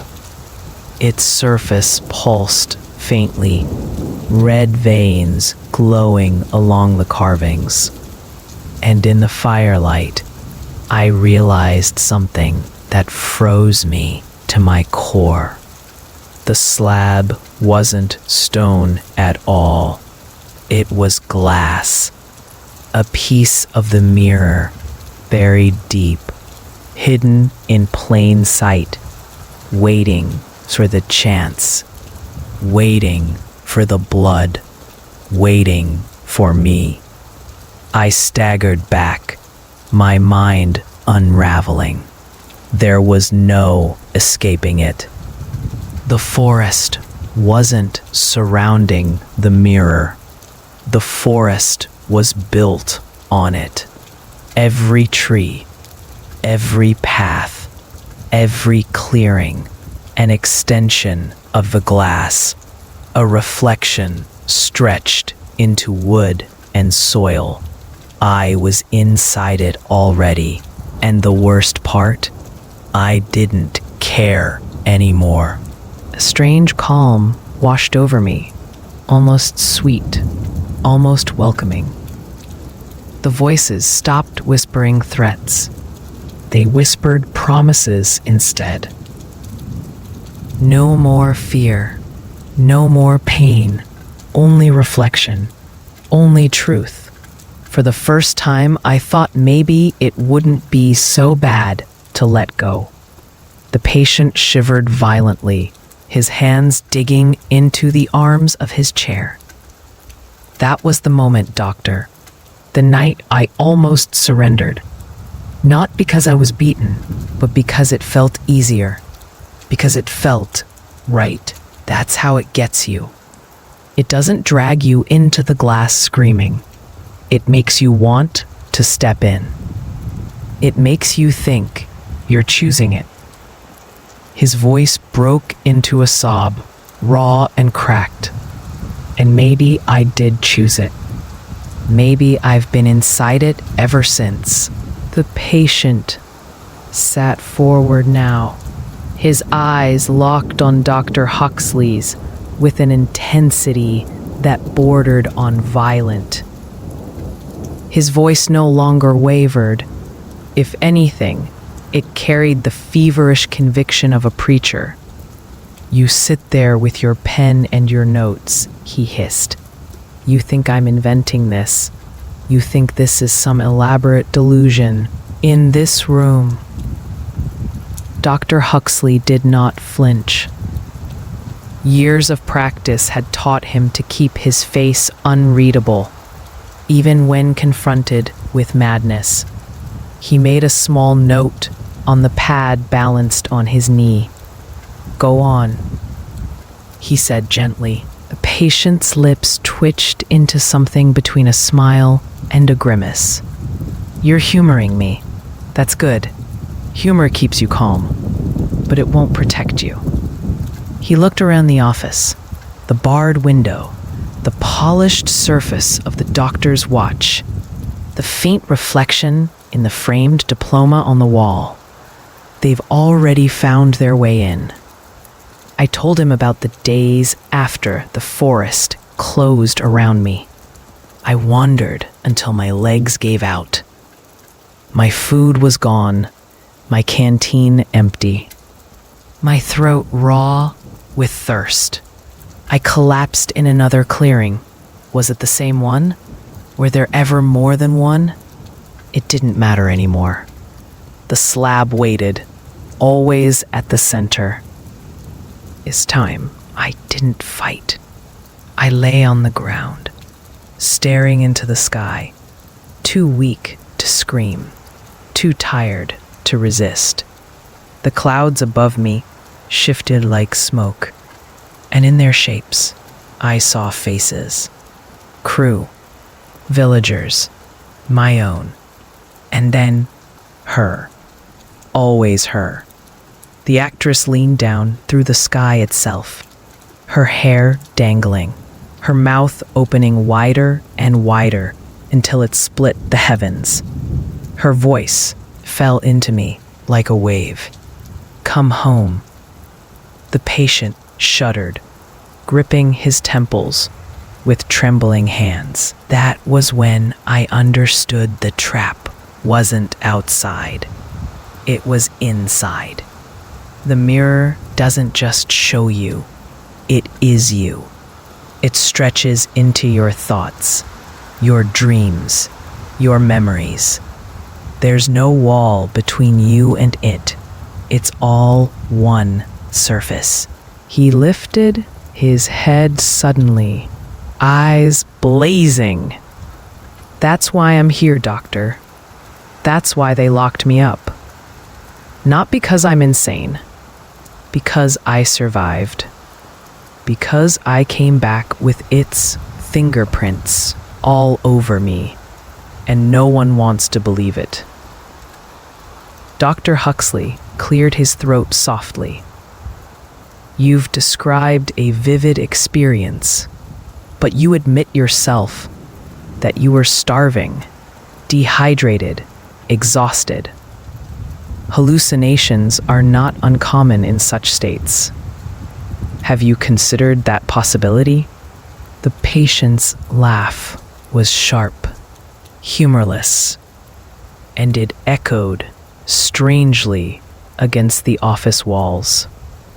Hallucination, he sneered. Then explain this. He lifted his hands. Scars laced across his palms. Deep, jagged, puckered burns as though his flesh had been pressed against molten metal. I touched it. I tore it. These are the marks it left. Do hallucinations scar you, doctor? Do they follow you years later? Do they whisper to you when the lights go out? The doctor's pen hesitated, just for a moment. Above the paper, he forced himself to jot down a clinical note, but his eyes lingered on the scars. The patient leaned back, exhausted, but still burning with conviction. You don't have to believe me, he muttered. Soon enough, you'll see for yourself. And then quieter, almost tender. Because it likes new faces. Dr. Huxley adjusted his glasses, forcing himself to maintain composure. The patient's outburst, his scars, his wild eyes, these were not unusual in his line of work. What unsettled him was not the words themselves, but the conviction behind them. Still, his role demanded distance, clinical detachment. You've survived trauma, Huxley said evenly. Your mind needed a shape for it, something tangible to hold on to. This mirror, it's a metaphor for loss, for helplessness. Scars can come from any number of things in the forest. Rope burn, firewood, even. The pen in his hand snapped. Huxley froze. He hadn't squeezed it. He hadn't moved. But the barrel cracked in two, ink bleeding across his fingers like black blood. The patient smiled. You felt it, he whispered. Didn't you? Huxley swallowed, setting the broken pen aside. "Pens break," he said quickly, though his voice wavered. "Stress fractures. It happens." But his gaze drifted, despite himself, to the diploma on the wall. Its glass frame gleamed faintly, though the overhead light was dim. And in that reflection, just for a second, he thought he saw a second figure sitting beside the patient. A woman, her hair damp, her eyes black, her lips curved into a grin too wide to be human. The doctor blinked, and the image was gone, but the patient's eyes glittered knowingly.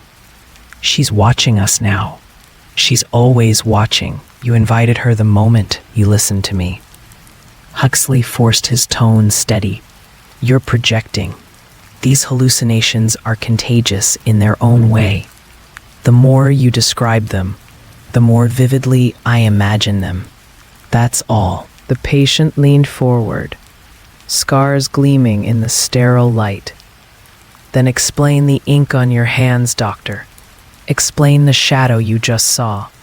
Explain why the glass trembled when you blinked." Huxley didn't answer. The clock on the wall ticked loudly. Too loudly. Each second stretched, echoing like the beating of a drum. The patient tilted his head. "Do you hear it? Not ticking, knocking." And Huxley realized, with a creeping chill, that the sound was not in rhythm with the clock's second hand. Knock, knock, knock, from the glass frame on the wall. The doctor rose abruptly, pulling the frame down, setting it face first on his desk. He told himself it was professional concern, that patients often fixated on environmental triggers, and it was his duty to minimize them. But his hands shook as he did it. The patient laughed softly, not manic, not wild, almost sad. "That won't stop it. Cover the mirrors, smash the glass. It always finds another surface. A watch, a window, a drop of water. You can't block it out, doctor. You can only delay it." Huxley forced himself to resume the session, though his throat was dry. "Let's go back," he said firmly. "When you say you realized the forest was the mirror, what exactly did you mean? Was it a metaphor, or did you perceive physical changes in your environment?" The patient's smile faded. He leaned back, eyes hollow, voice dropping low. "It wasn't a metaphor. It was a prison. And the moment I understood that, the mirror gave me a gift." Huxley frowned. "A gift?" The patient's grin returned, sharp and humorless. "These scars aren't the only proof I brought back." He reached slowly into his pocket. Patient's hand moved slowly, deliberately, toward the inside pocket of his worn hospital jacket. Dr. Huxley tensed, not because he feared a weapon, but because something in the patient's eyes told him what was coming would be worse.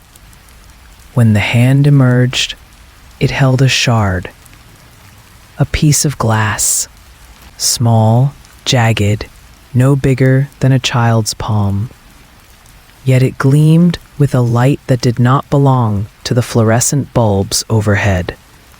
Its surface rippled faintly, like water disturbed by breath. "Do you see it?" the patient whispered. "I tried to leave it behind, but it followed me. It always follows." Dr. Huxley leaned forward despite himself, his rational mind screaming at him to treat this as an object lesson, an anchor for delusion.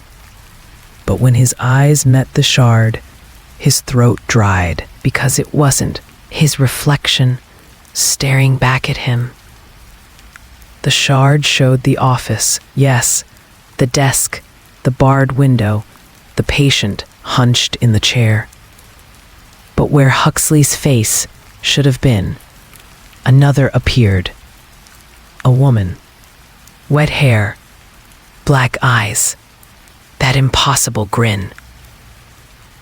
The doctor blinked hard, shaking his head. He reached for his glasses, adjusting them, desperate to prove it was a trick of the light. When he looked again, the shard showed only his reflection.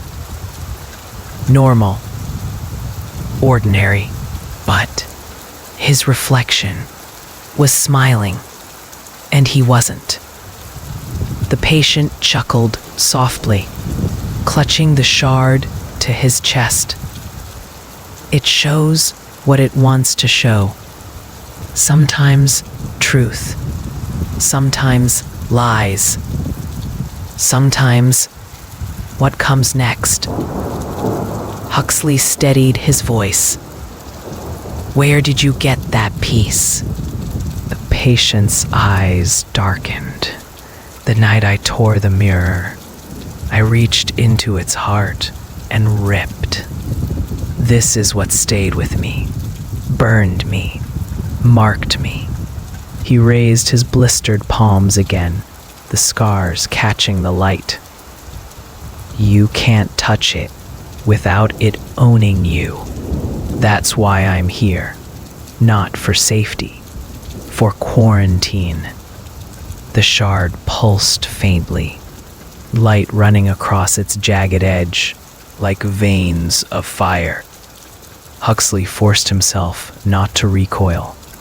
This object, he said carefully, needs to be examined for your safety and mine. He reached out. The patient's hand snapped back instantly, clutching the shard tight. His voice was a hiss, feral, desperate. No, you can't take it. It knows me. If you touch it, it'll know you too.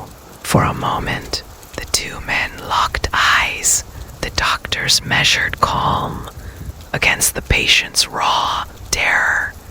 Then, slowly, the patient extended the shard just far enough for Huxley to see again. The glass shimmered, ripples moved across its surface, and then a sound filled the room. Knock, knock, knock. Not from the wall, not from the desk, from inside the shard. Dr. Huxley's breath caught. He told himself it was impossible. An auditory hallucination seeded by suggestion. But his hand trembled as he scribbled a note. The patient leaned back, smiling with something like triumph. Now you believe me. You don't want to. You'll pretend you don't. But you heard it. You felt it.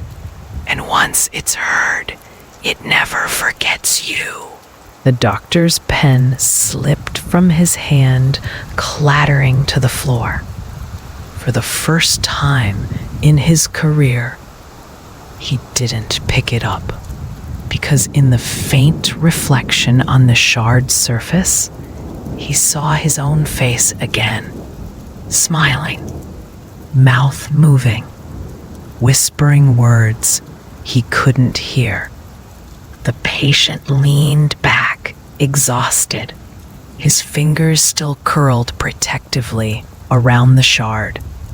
His eyes glowed faintly in the sterile light, the fever of memory and madness mingling until they were indistinguishable. You think the mirror stayed in the forest? He rasped. You think I left it behind, But it doesn't work that way, Doctor. Once you've looked into it, once it's looked into you, it follows, it waits, and then it spreads. Dr. Huxley forced his attention to his notepad, though the words swam on the page. His penmanship, normally precise, had grown jagged, letters leaning like broken teeth. He tried to regain control of his tone. You're saying the mirror can infect, that it's not a singular object, but something that replicates? The patient smiled faintly, scars glinting as he shifted in his seat. Not replicates, reflects. That's the trick.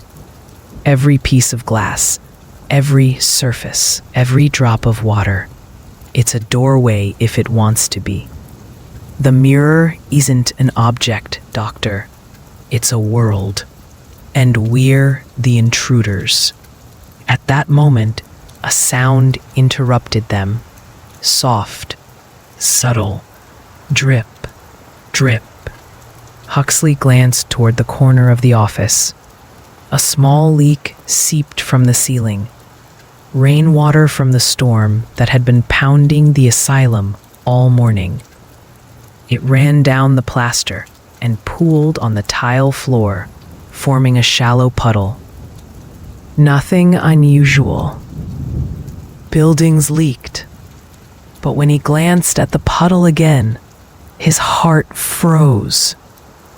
The reflection staring back wasn't his. It was hers, the black-eyed woman. He blinked, and the image was gone. Only water remained. Still, his pulse hammered. He scribbled a note with shaking hands. Environmental hallucinations, triggered by suggestion. She's here now. She's listening.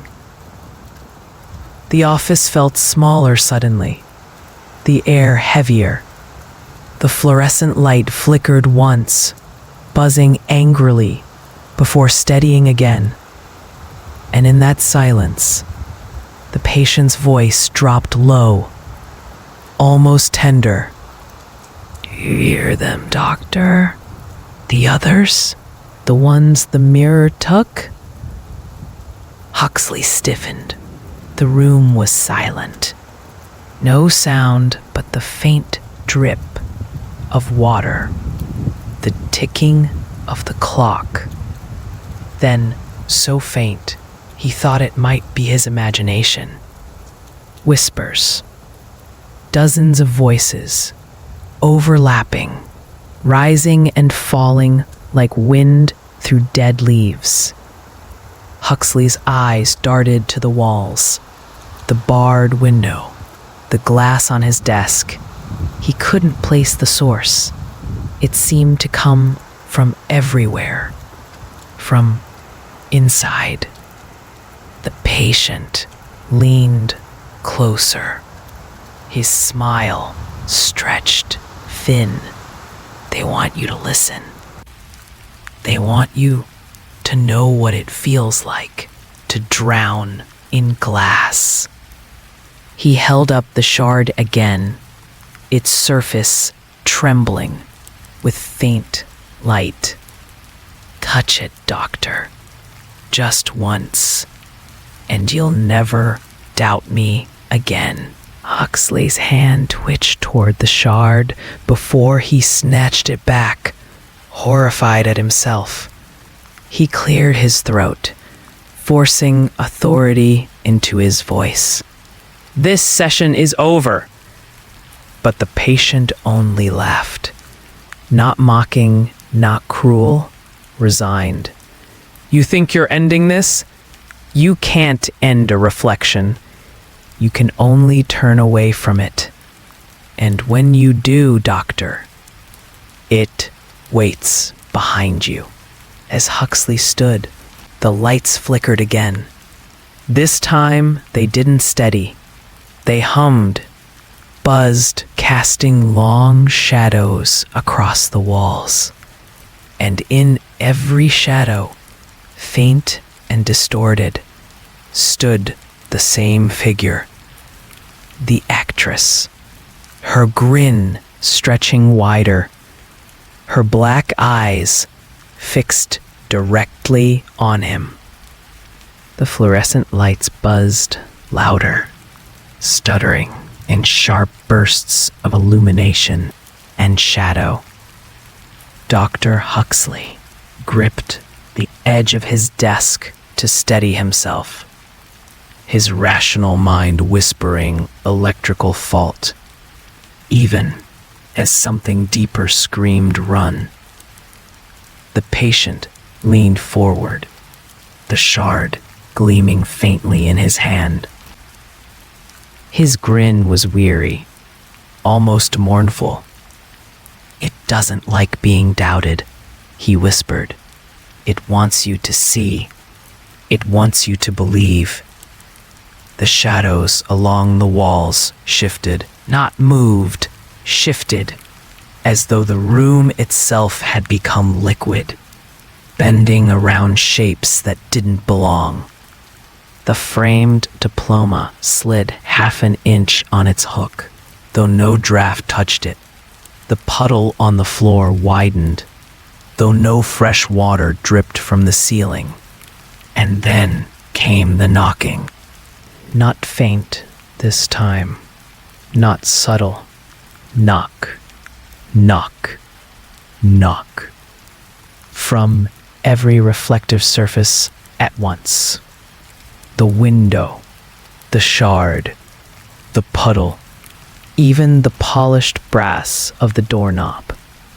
Each beat vibrated through the room, shaking the air, rattling in Huxley's chest like a second heartbeat. He clapped his hands over his ears, but the sound burrowed past flesh and bone. His eyes squeezed shut, until he realized that was worse, because behind his eyelids, in the blackness, he saw her, the actress, her face pressed against the inside of his mind like glass, lips moving in silence, eyes bottomless voids. When he tore his eyes open again, she was gone. But her whisper lingered. "Let me out." Dr. Huxley staggered back, nearly toppling his chair.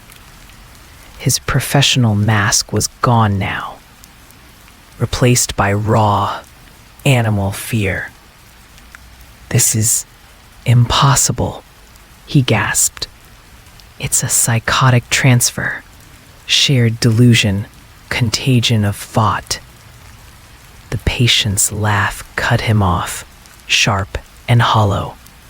"Still clinging to the book, doctor? Still scribbling theories while the glass is already in your veins?" He lifted the shard again, holding it outward.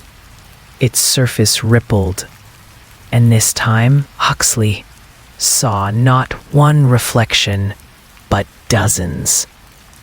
The crew, the villagers, the crimson-robed figures, their faces pressed against the glass, mouths open in a single, silent scream. And at the center, his own face, smiling. The shard pulsed. The puddle on the floor quivered in response, stretching outward like a living thing. Thin rivulets snaked toward Huxley's shoes, gleaming in the dim light. He stumbled back, heart pounding, but the water kept advancing. "Don't let it touch you," the patient hissed suddenly, his voice filled with terror now. "If it touches you, it knows you. If it knows you, it takes you." Huxley pressed himself against the wall, his breath shallow, his mind screaming denial. Yet his body obeyed the warning, feet dragging away from the creeping puddle. The lights flared, then died. Darkness swallowed the room. Only the shard glowed faintly now, casting distorted shadows across the walls. Shadows that moved on their own, twisting, lengthening, splitting into figures that were not there a moment before. Figures in crimson robes. They circled the room, silent, heads bowed, hands clasped as if in prayer.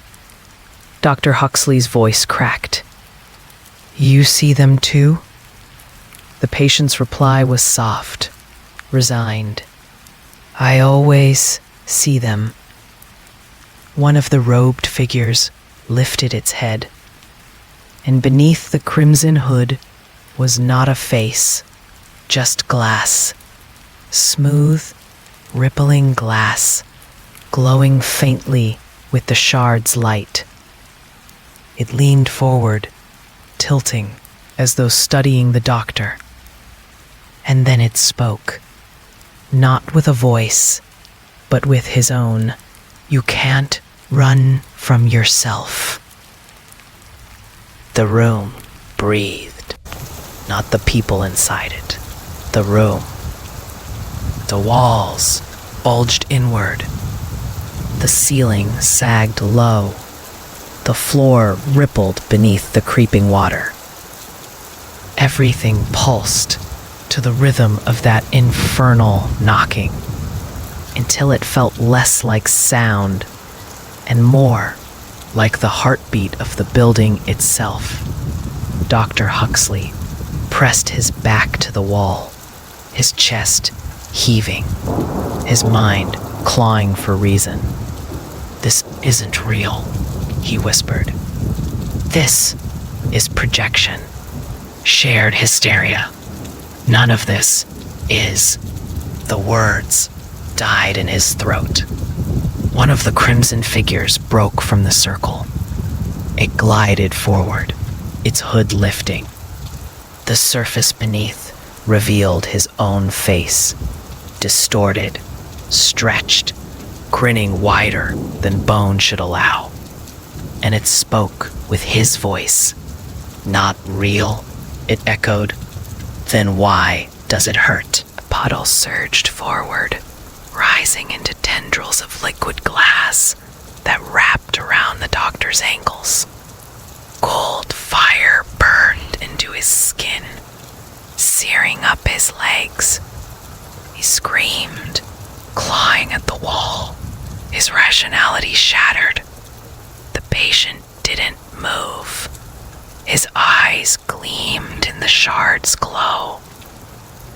"I told you," he whispered, almost gently. "If it touches you, it knows you. Now it has you too." The crimson figures began to chant, not in words Huxley recognized, but in a rhythm that crawled into his bones. The shard in the patient's hand pulsed brighter, its glow spreading like veins across the walls, the ceiling, the floor. Reflections bloomed everywhere, on the polished doorknob, the puddle, the barred window. Each reflection showed not the office, but the clearing, the slab, the forest. And in every surface, the same scene played out. Huxley himself, bound and screaming, dragged toward the mirror. "No!" he shouted, kicking wildly, tearing free from the tendrils for a moment. He stumbled forward, slamming into the desk, grabbing the shard with trembling hands. The patient's scream split the air. "Don't touch it!" But Huxley already had. The shard burned like molten metal, searing his palm.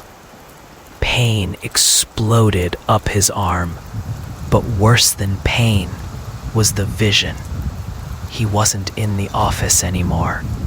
He was back in the clearing. The slab beneath his feet, the mirror towering above, rippling with silver fire.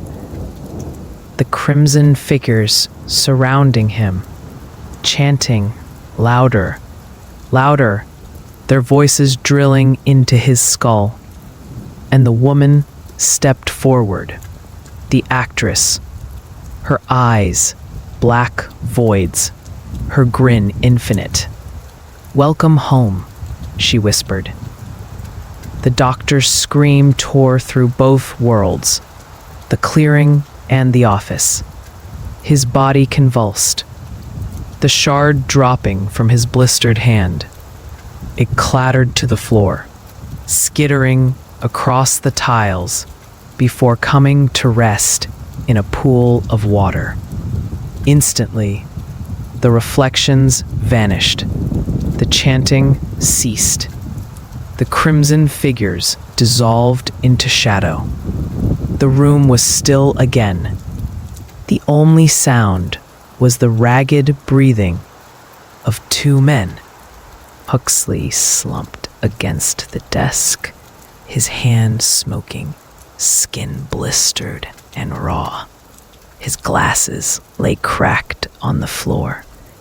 He stared at the puddle, at the shard lying dark and lifeless now. "Delusion," he whispered hoarsely, his voice trembling. "It has to be. It has to be." The patient's eyes glittered with pity and triumph. "You touched it. Now you know." For a long time, neither man spoke. The clock ticked steadily, its rhythm ordinary again. The light hummed faintly above, and yet, in the reflection of the broken glasses on the floor, two faces stared back. Neither of them was smiling, but the reflections were. The patient sat very still, as though carved from stone, watching the doctor cradle his burned hand. His smile was gone, replaced with something quieter, almost mournful. "You feel it now," he whispered. "The weight, the eyes, the pull. You're one of us." Dr. Huxley pressed a handkerchief to his palm, wincing as the fabric stuck to blistered flesh. He tried to summon the old professional mask, the calm tone that had steadied countless sessions before. But his voice cracked. This was suggestion. Nothing more. I saw what you wanted me to see. That's all. The patient shook his head. No. You saw what it wanted you to see. A clock ticked behind them, its rhythm steady, ordinary. But Huxley could no longer hear it the same way. Every second sounded like a knock. Every pause like a held breath. He tried to ignore it, tried to focus on his notes, but the paper was blank. He blinked, confused. He had written dozens of lines earlier. His handwriting, his theories, his questions. But now the pages were white. The patient leaned closer. It erases what doesn't serve it. Words, memories, whole people. That's why no one remembers the crew. That's why the village doesn't exist on any map. The mirror devours truth. Huxley's throat tightened. He looked down again. The notes were back. His messy scrawl filled the page, frantic and uneven. But the words weren't his. They read, "Let me out," over and over, The phrase filled every line, every margin, each letter pressed so deep it nearly tore the paper. He shoved the notebook away, heart hammering. No, this isn't possible. I'm hallucinating. My mind's been contaminated by your delusion.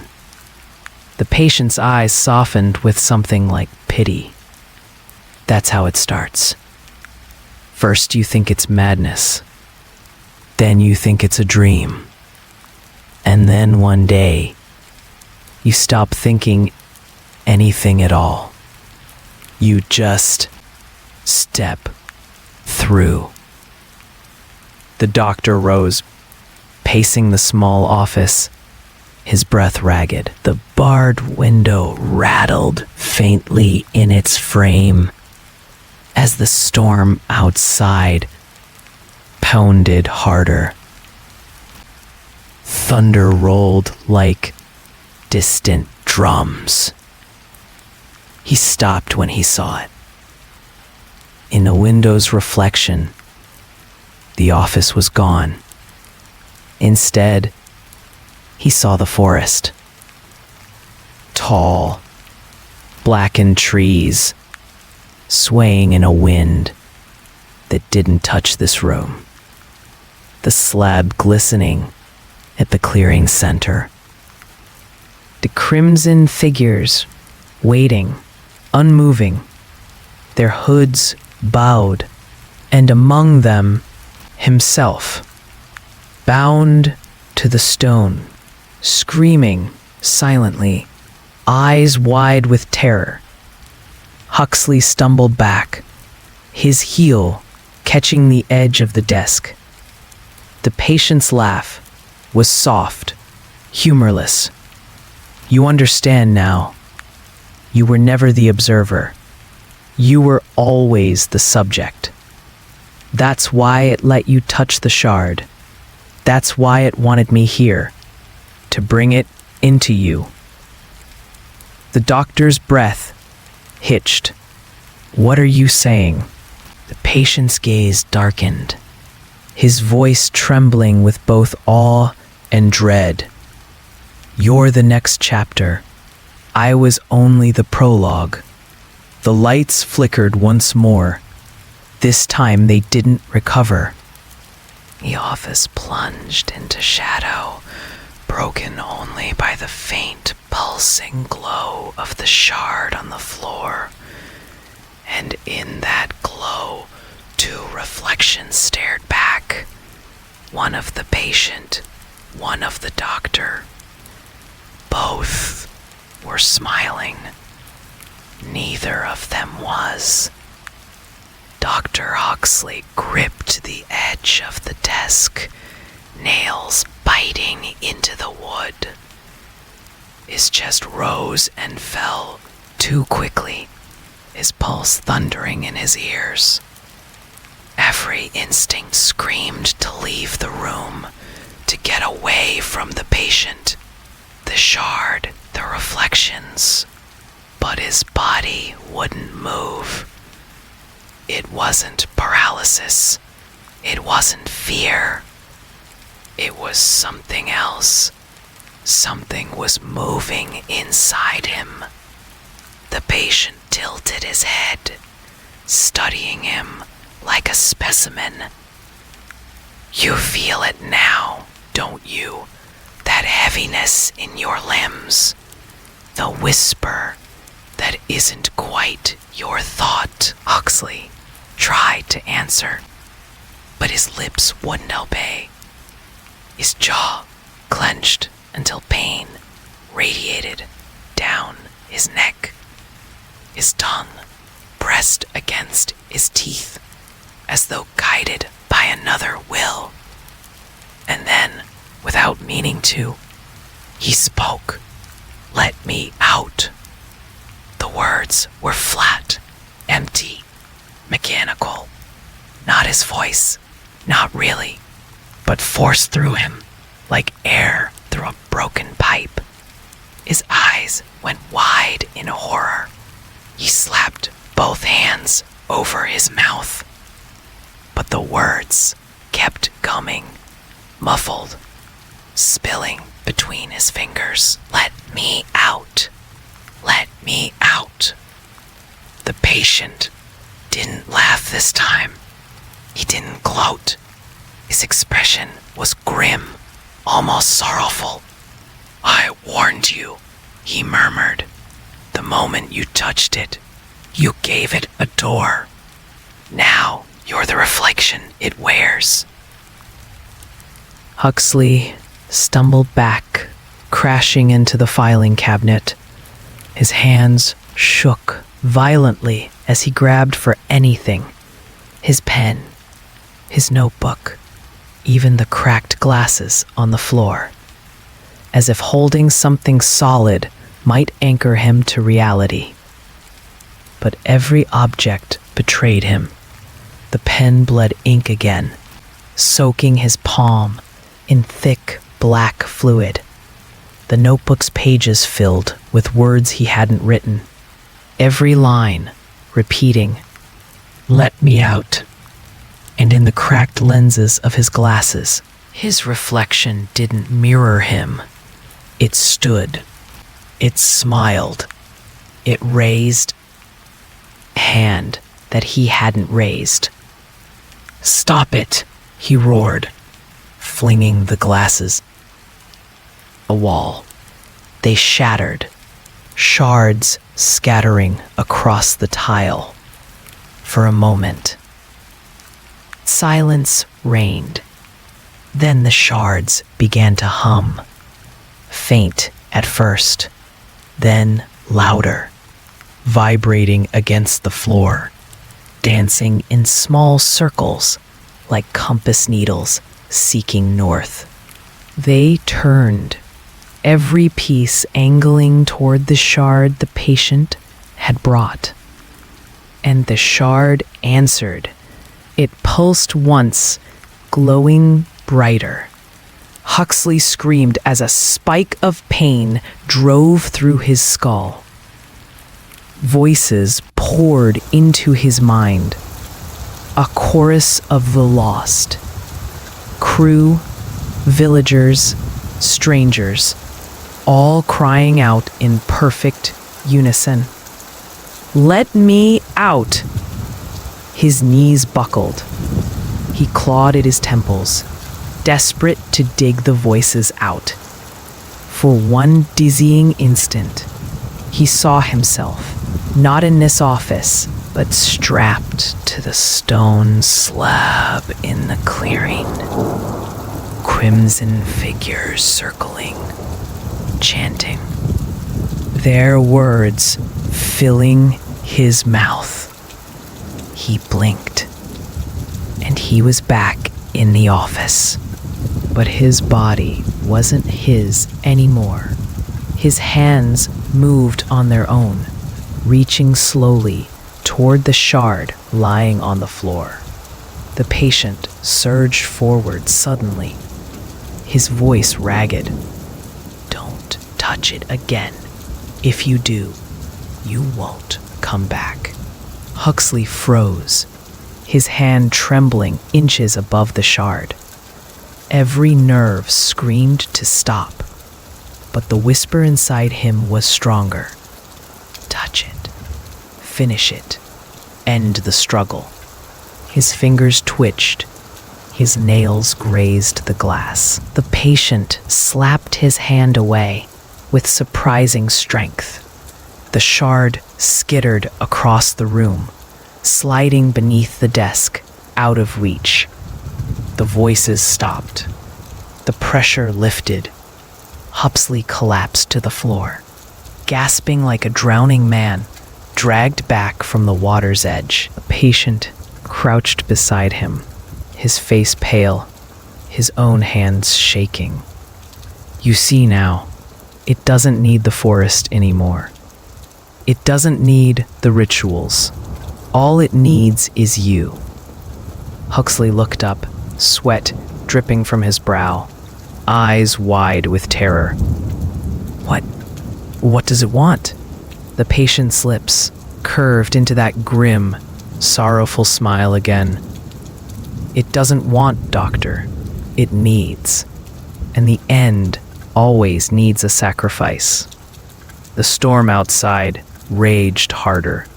Under, cracking so close, the barred window rattled in its frame.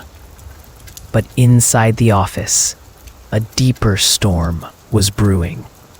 The shard beneath the desk pulsed like a beating heart. Each throb sent a shimmer across the walls, bending their edges, distorting the room. The patient's voice trembled as he whispered, "It's starting again. The ritual. It doesn't need the villagers anymore. We're enough." Dr. Huxley staggered to his feet, clutching his burned hand to his chest. His eyes darted around the office. Walls, floor, ceiling. Everything shimmered faintly, as though the plaster, the paint, the tiles were nothing but a thin skin stretched over glass. "No," he muttered. "Not here. Not in this place." The patient shook his head slowly. It doesn't care where.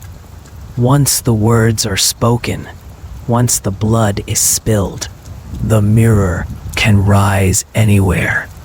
The lights dimmed to a red glow, though no bulb had changed.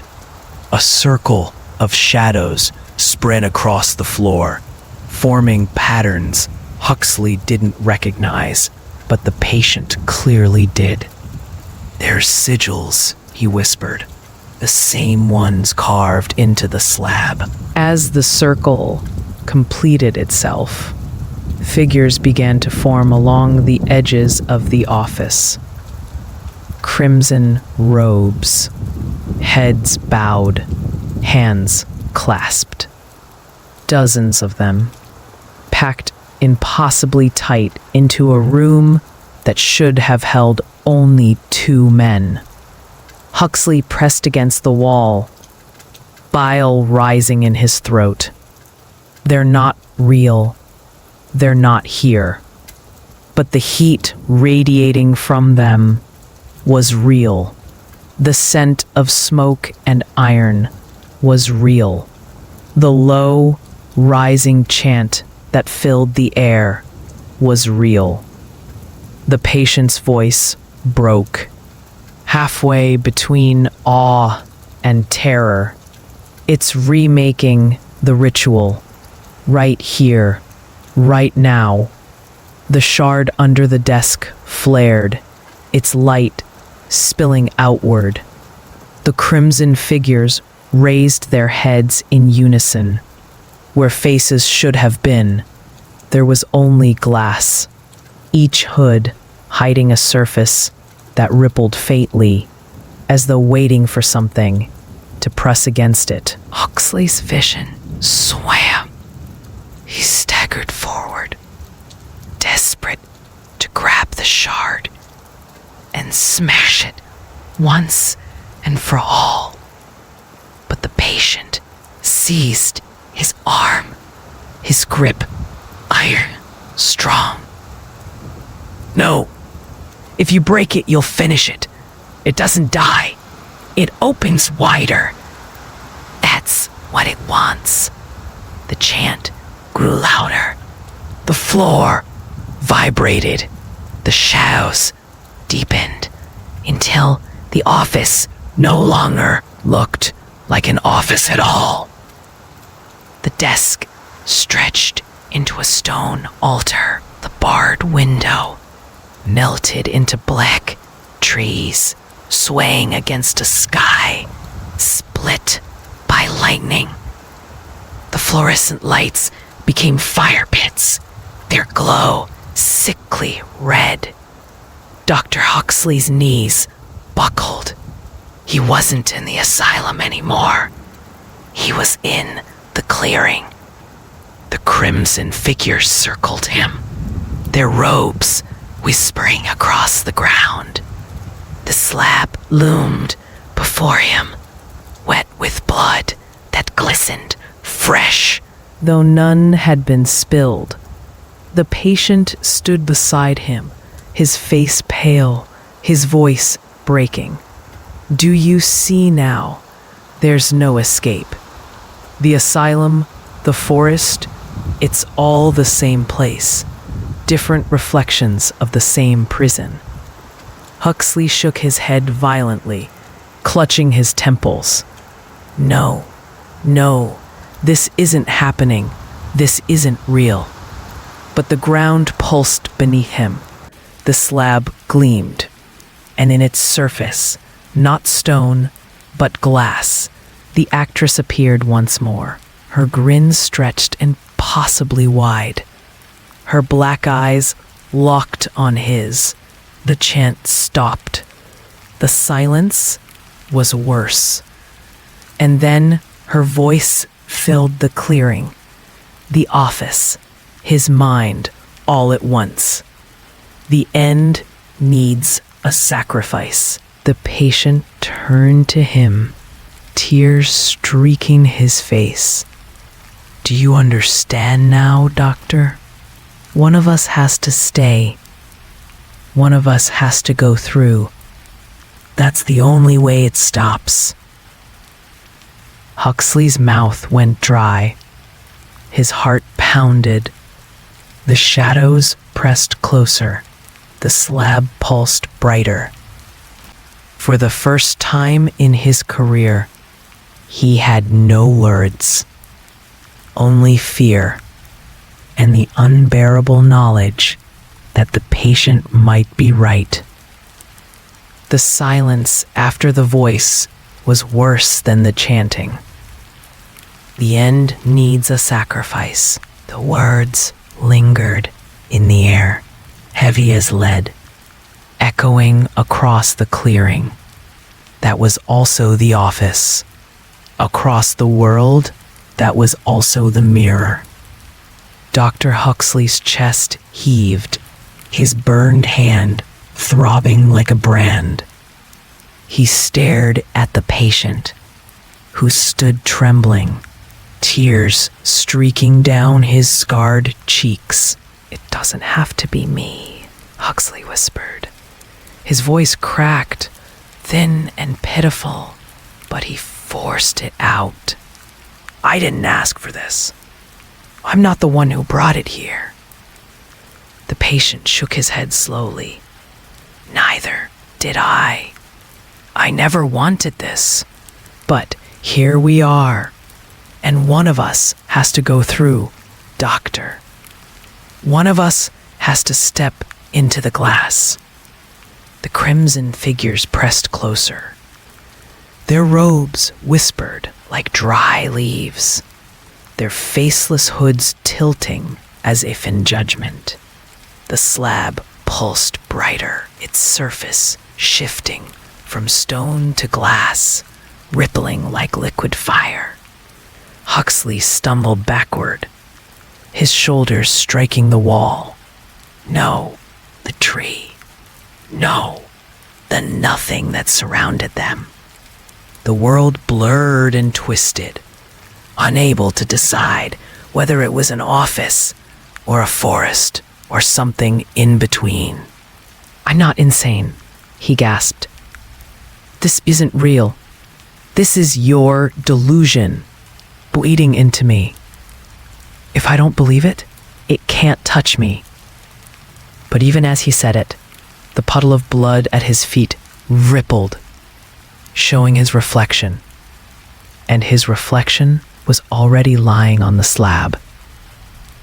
The patient's voice broke through his panic. Don't you understand? Belief doesn't matter. Doubt doesn't matter. The mirror isn't asking what you think. It's asking what you'll give.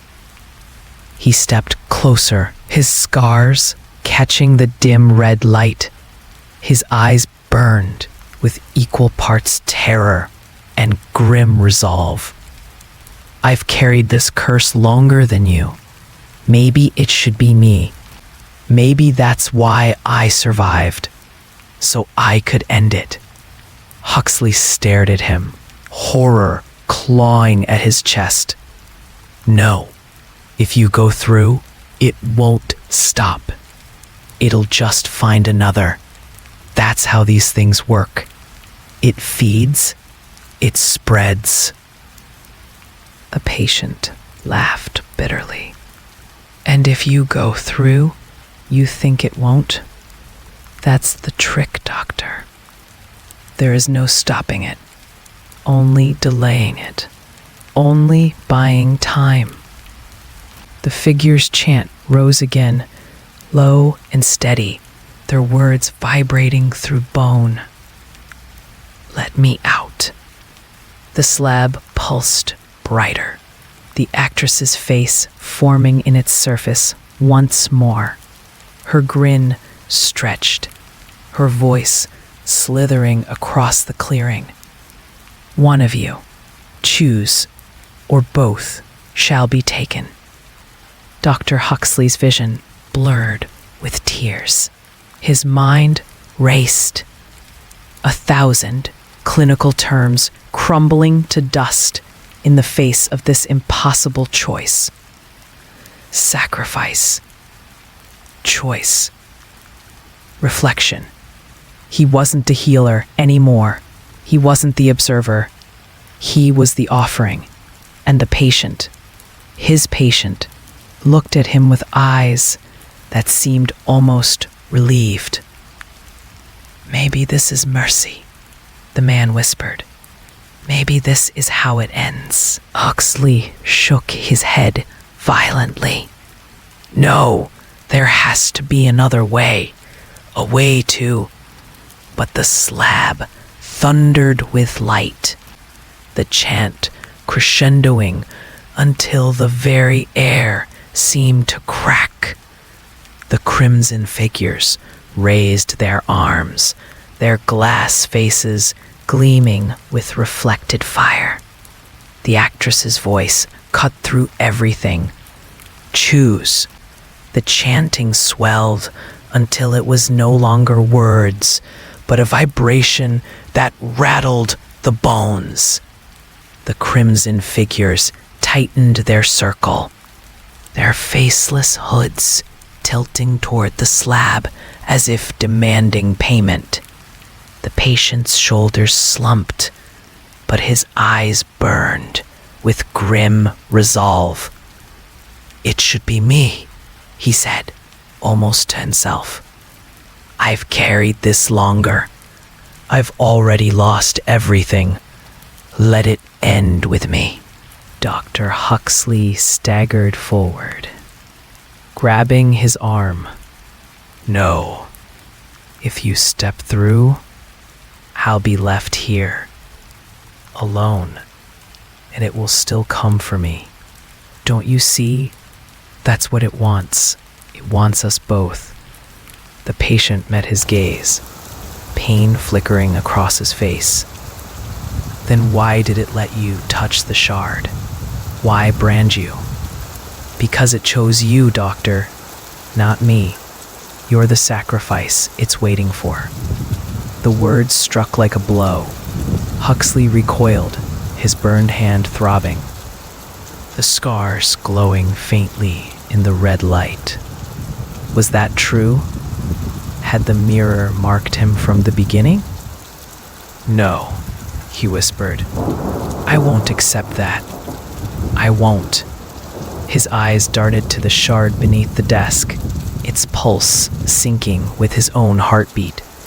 The thought clawed its way into his mind. If I give it back, maybe it will spare me. He lunged for it. The patient intercepted him, slamming him back against the slab. The stone, no, the glass, burned through his shirt, searing his spine. Huxley screamed, thrashing, clawing at the patient's arms. You can't fight it, the man roared. You can't trick it. The only choice is who. The crimson figures echoed him, their chant breaking into two words, repeated again and again. Who? Huxley shoved the patient back, desperation overtaking reason. He swung wildly, his fist cracking against the man's jaw. The patient stumbled but didn't fall. He laughed, a hollow, broken sound. Good. Fight me. Maybe that will make it easier. The figures pressed closer, their robes brushing the slab. Their glass faces reflected both men, distorted, screaming, desperate. The actress's voice split the air, sharp as a blade. Choose or bleed together. Something inside Huxley snapped. Years of clinical detachment, of measured words, of believing he could control the uncontrollable. They all shattered under the weight of survival. He lunged at the patient, driving him toward the slab. The man resisted, their bodies crashing against the stone, the glass rippling beneath their weight. The reflection beneath them writhed.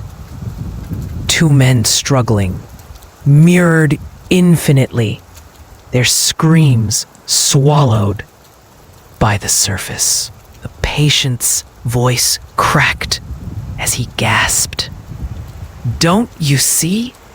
This is the ritual. It isn't about choice. It's about violence. It feeds on it. It always did. And for the first time, Huxley saw it. The truth behind the crew's disappearance. The villagers' hollow bodies. The endless clearing. It wasn't just about who died. It was about the struggle. The fight.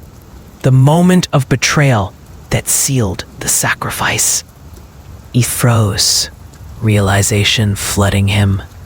And in that heartbeat of hesitation, the patient shoved him back, slamming him onto the slab. The glass rippled, hands rising from its surface to grip his wrists, his ankles. The crimson figures roared, their chant rising into a fever pitch. Let me out. The actress's face bloomed across the surface above him, her black eyes locking onto his. Her grin stretched wide, too wide. It's you, Doctor.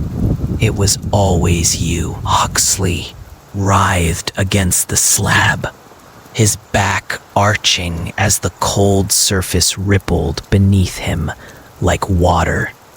The hands of glass pinning his wrists and ankles were ice and fire at once, biting deep into his flesh without breaking the skin. His screams echoed into the clearing, into the office, into nowhere. The crimson figures swayed in unison, chanting louder, their faceless hoods glowing with the reflection of the shard. Each syllable struck like a hammer against bone. Let me out. Above him, the actress's face stretched across the mirrored sky. Her grin widened until it split her cheeks, exposing rows of teeth that were not teeth, but shards of glass grinding together. You were always mine, she whispered, her voice 1,000 voices. The end needs a sacrifice, and you are perfect.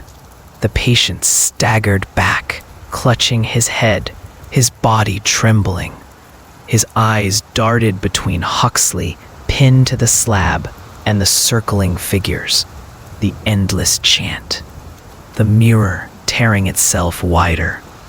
No, he croaked. Not him. Not like this. The actress's laughter rolled across the clearing, jagged and cruel. Then take his place. Step into the glass. Give yourself, and I will release him. For a moment, hope flickered in Huxley's chest. Yes, he gasped, straining against the grip of the glass hands. Do it. You said it yourself. Maybe that's why you survived. Maybe this was always your purpose.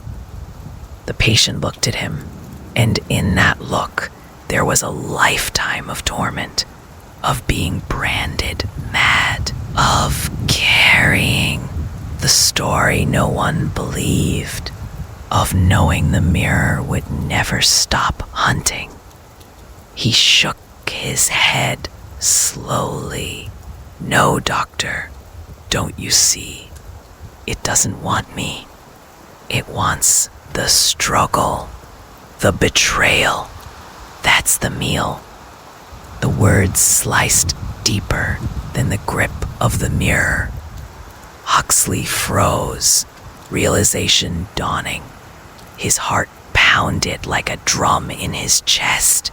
If the ritual fed not on choice, but on violence, then the moment was already decided. The figures leaned closer, their glass faces reflecting 1,000 versions of his own terror. The patient stepped toward the slab, his hand trembling as he reached for the shard pulsing on the ground. Its glow flared brighter, answering his touch, and the chant rose into a frenzy. No! Huxley screamed, thrashing wildly. Don't! You don't know what it will do. The patient's voice cracked, but there was steel beneath it. I know enough. One of us goes in, and I'd rather it be me than you. He lifted the shard high, but before he could drive it into his chest or into the mirror, the hands of glass erupted from the ground, wrapping around his legs, his arms, dragging him toward the slab. The figures howled in delight, their robes swirling like flames. The actress's voice shrieked, no longer human, no longer one voice, but thousands. Yes, yes, betrayal, struggle, blood. The patient fought, clawing at the ground, his nails tearing. He looked up at Huxley, his eyes wild. Fight it. Don't let it win. Don't let it. His words cut off as the hands pulled him down, slamming his body against the slab beside the doctor. 2 sacrifices. 2 sets of hands bound. 2 reflections screaming into the endless mirror. The surface rippled wider, swallowing the sky, the trees, the office. And as the crimson figures threw back their hoods, their glass faces shattered outward, revealing nothing but black void. The actress's laughter thundered across the clearing. The end doesn't need a sacrifice. Her voice split the world in 2. It needs sacrifices. The slab trembled, the mirror split, and the clearing collapsed into darkness. The world shattered, not with sound, but with silence so deep it felt like a blade slicing through the the marrow of existence. One instant, the clearing pulsed with chanting, with firelight, with glass-faced figures swaying in unison. Everything collapsed into stillness. Dr. Huxley opened his eyes to blackness. Not night, not shadow, an endless void stretching forever in every direction. He was still bound to the slab, the patient beside him, both of them suspended in nothing. And then the mirror opened. A jagged line of light split the darkness, growing wider, spilling brilliance that burned to look upon. From within it came whispers, thousands, millions, cascading into a roar that had no language but hunger. The patient writhed beside him, his voice hoarse. It's happening. It's breaking through. Huxley's pulse hammered in his skull.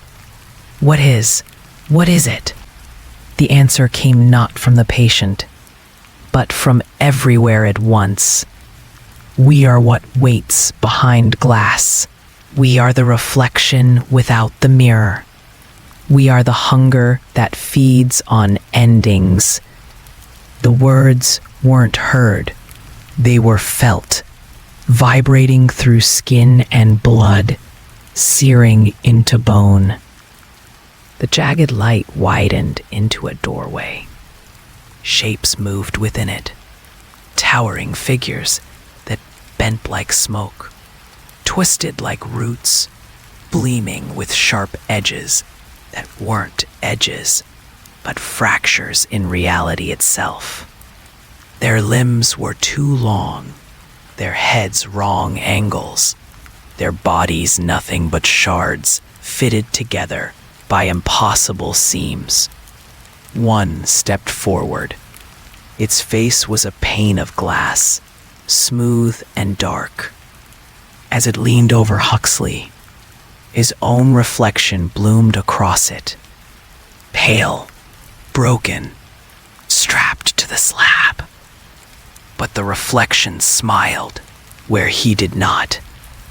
The glass face spoke in his voice. You're already one of us.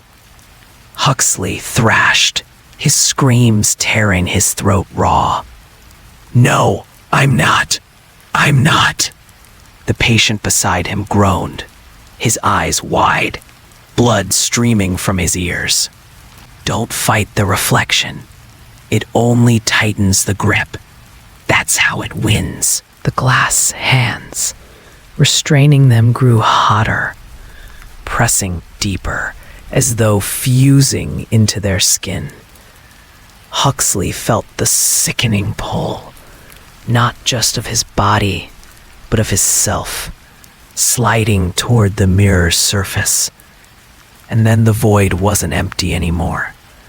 The crimson figures reappeared, but now they towered 10 feet tall, their robes endless, their glass faces fractured. They circled the slab, their chant replaced by a single, steady beat, like a drum made from bone. Boom, boom, boom. With each strike, the doorway split wider.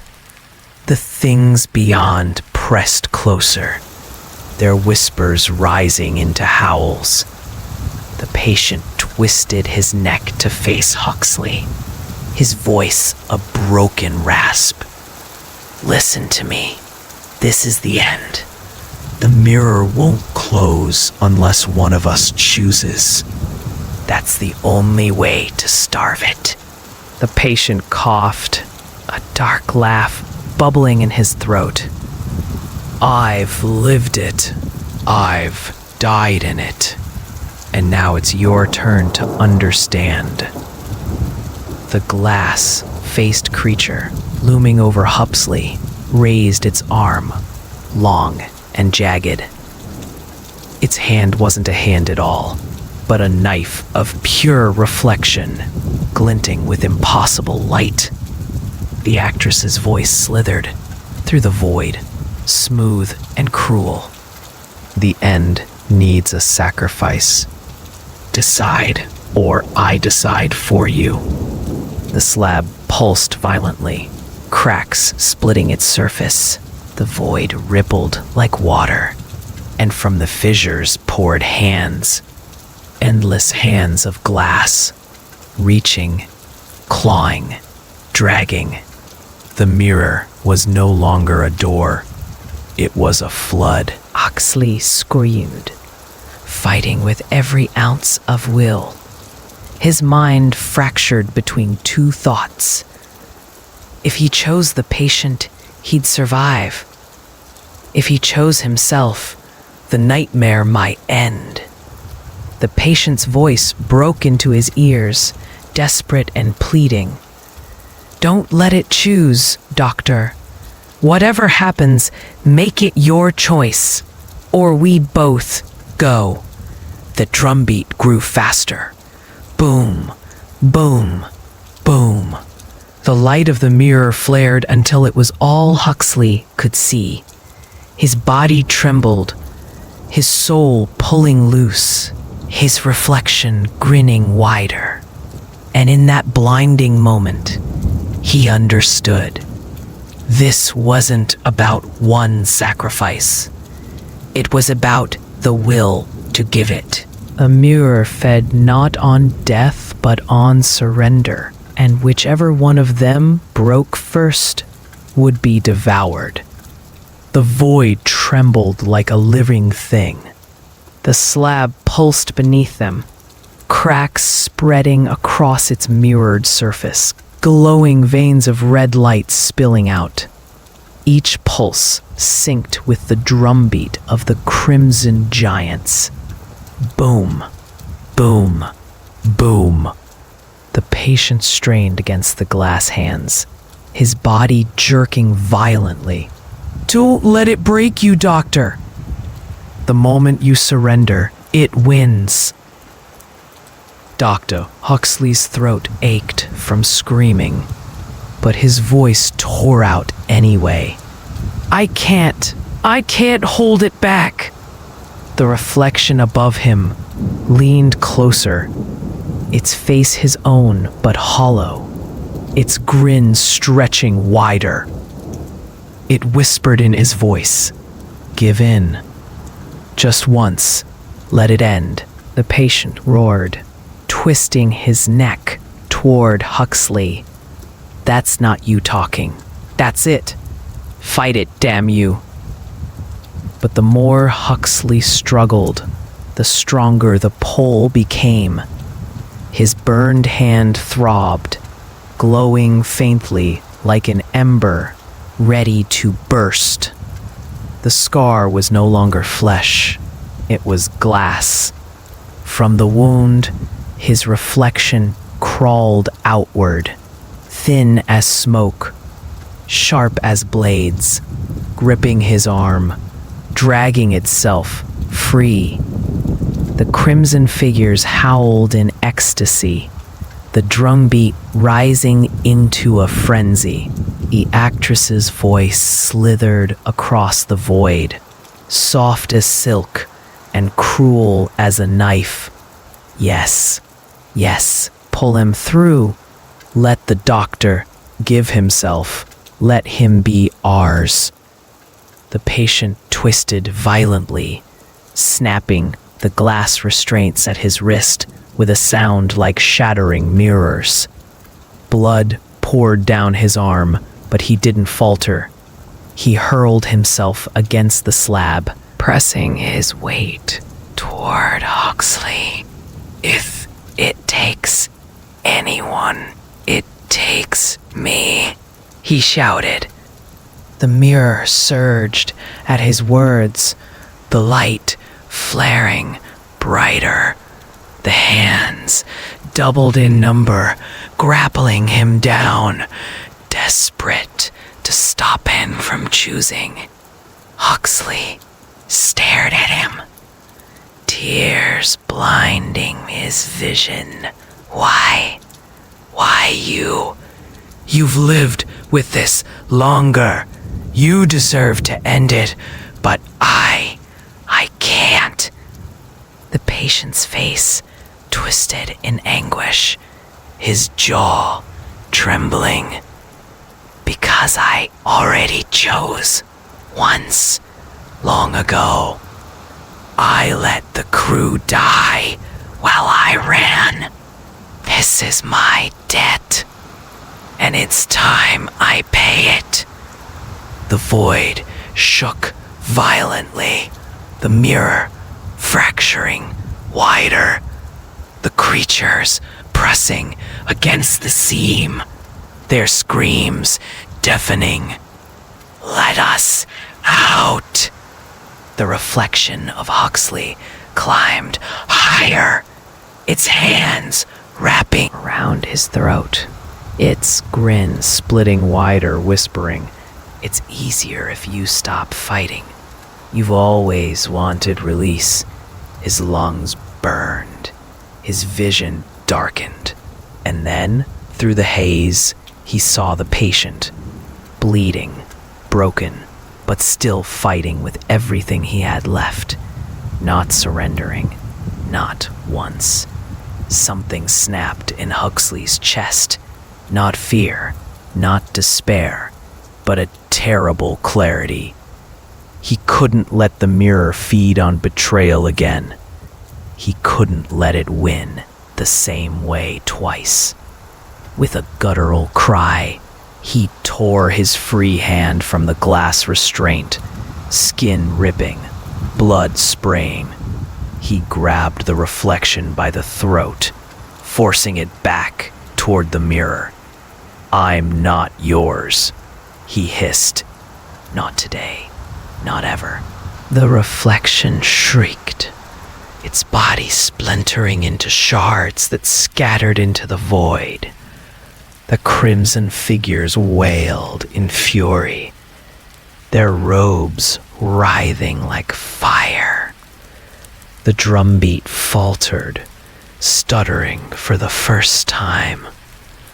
The patient stared at him, stunned, his lips parting in disbelief. You fought it." Huxley coughed blood, his body trembling, his strength fading. "No, we fought it. Together." The void split further. The mirror surged, desperate, its light a blinding inferno. The creatures beyond clawed at the seam, their jagged limbs stretching through, and above them all, the actress's voice rose into a scream that shook eternity. "Then both shall fall." The slab buckled. The glass hands dragged at both men, pulling them downward toward the widening fracture. The choice was gone. Now it was survival or nothing. The void screamed. It wasn't a sound. It was everything tearing at once. Glass splintering, bones breaking, stars dying. The slab shuddered violently, cracks racing across its mirrored surface until the entire world seemed held together by threads of light ready to snap. The patient clung to the edge, blood pouring from his wrists where the glass restraints had shattered. Dr. Huxley clawed beside him, his fingernails splitting, his body dragged inch by inch toward the yawning fracture. And from that fracture, it came. The first limb pierced the void. Long, jagged, dripping shards like melting ice. Then another, and another. A body assembled itself out of broken reflections, each shard containing a screaming face. Some were villagers, some were crew, some were strangers neither man had ever seen. But all of them screamed in unison, "Let us out." The creature's torso was a shifting lattice of mirrors, its heart a pulsing shard, the same one the patient had carried all those years. Its head bent forward, smooth glass reflecting both men, and in its reflection, neither looked human anymore. Huxley gasped, terror flooding him. That's what's behind it? That's the hunger?" The patient's voice cracked, barely audible over the storm. "No, that's not the hunger. That's its mouth." The thing roared, shards exploding outward, each fragment sprouting glass hands that clawed toward them. The crimson giants fell to their knees, their robes dissolving into streams of blood that fed the monster's core. The actress's face appeared across its chest, her grin stretched wide, her black eyes burning. The end needs more than one. The end needs all. The slab tilted, the ball toward the creature, growing unbearable. Huxley's grip slipped, his fingers screaming in pain. The patient lunged, catching his arm, his face twisted in agony. "Don't let go," he roared. "If it takes you, it takes me too." But even as he spoke, the glass restraints coiled tighter around his own legs, dragging him downward. His eyes filled with despair. "This is it. This is where it ends." Huxley shook his head violently, tears streaking his face. "No, we can fight it. Together we can." The mirror creature slammed its hand against the slab. The surface rippled, splitting open, and for a heartbeat, Huxley saw the asylum office again. The desk overturned, papers burning, walls dripping with blood. Then it was gone, swallowed by the void. The mirror was remaking everything. A patient's strength faltered. His grip on Huxley's wrist began to slip. Their eyes met, one last exchange burning between them. "Don't waste it," the patient whispered. "If it's got to take one, let it be me." Huxley's chest clenched. His throat tore as he screamed, "No, you don't decide. Not this time." He tightened his grip, refusing to let go. The mirror creature leaned closer, its glass face inches away. In its surface, Huxley saw the final image, himself, kneeling in the asylum. Blood dripping from his hands, whispering to an empty room. His future, his fate, unless he changed it. With a roar that tore his voice to shreds, Huxley did the unthinkable. He let go of the slab, not falling into the mirror, diving into it. The creature convulsed, its scream splitting the void into 1,000 fractures. The crimson figures shattered like glass, their shards spiraling into the core. The patient's cry echoed behind him, raw and broken. "No!" And then there was only light. Blinding, endless, devouring. In every pain, He saw himself dying, surviving, screaming, silent, and at the center of it all, the shard pulsed once, then went dark. The void collapsed, the chant silenced, and the mirror finally closed. Silence. Not the suffocating silence of the void, not the screaming silence of broken glass, but the fragile hush of a world holding its breath. The patient blinked. His body shook violently, every muscle screaming from the struggle. But he was alive. He was still bound to the slab. Only now the hands of glass were gone. The slab itself was no longer glowing, no longer cracked, just cold stone beneath his back. The mirror was gone, or closed, or waiting. He sat up slowly, his chest heaving, sweat pouring down his face. "Doctor?"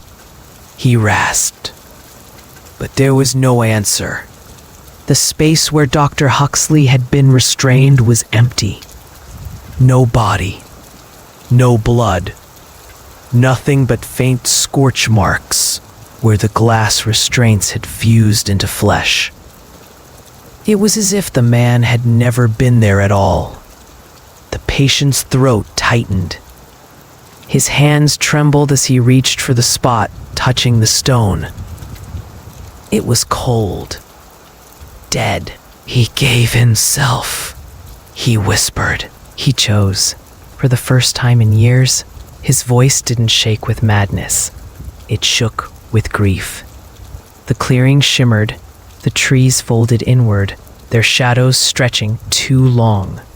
The crimson figures were gone, but their robes littered the ground, empty, like discarded husks. The fire pits had been reduced to smoldering ash, and in the center of it all, the shard lay dark. He crawled toward it, every movement a battle. His fingers closed around the glass, expecting heat, expecting light. But it was cold, lifeless. For the first time since he had touched it, the shard didn't pulse. The mirror was truly sealed. Relief washed over him, sharp and fleeting. Then came the weight. Because sealing the mirror hadn't freed him. It had left him behind. Alone. The patient's breath hitched as he pushed himself to his feet. His vision swam, the forest bending and twisting, until, blink, he was in the asylum office again. The slab was gone. The trees were gone. The crimson figures, the chanting, the void, gone. Only the overturned desk, the broken chair, the scattered shards of glass across the floor remained. The shard in his hand was no longer a heart of fire, but a simple piece of cracked mirror, jagged and harmless. Almost harmless. He stumbled to the window. Outside, dawn was breaking. Rain streaked the glass. The world bathed in a fragile gray light. For the first time, the nightmare felt finished. But as he stared, something caught his eye. His reflection. It didn't move. Not in sync. Not at all.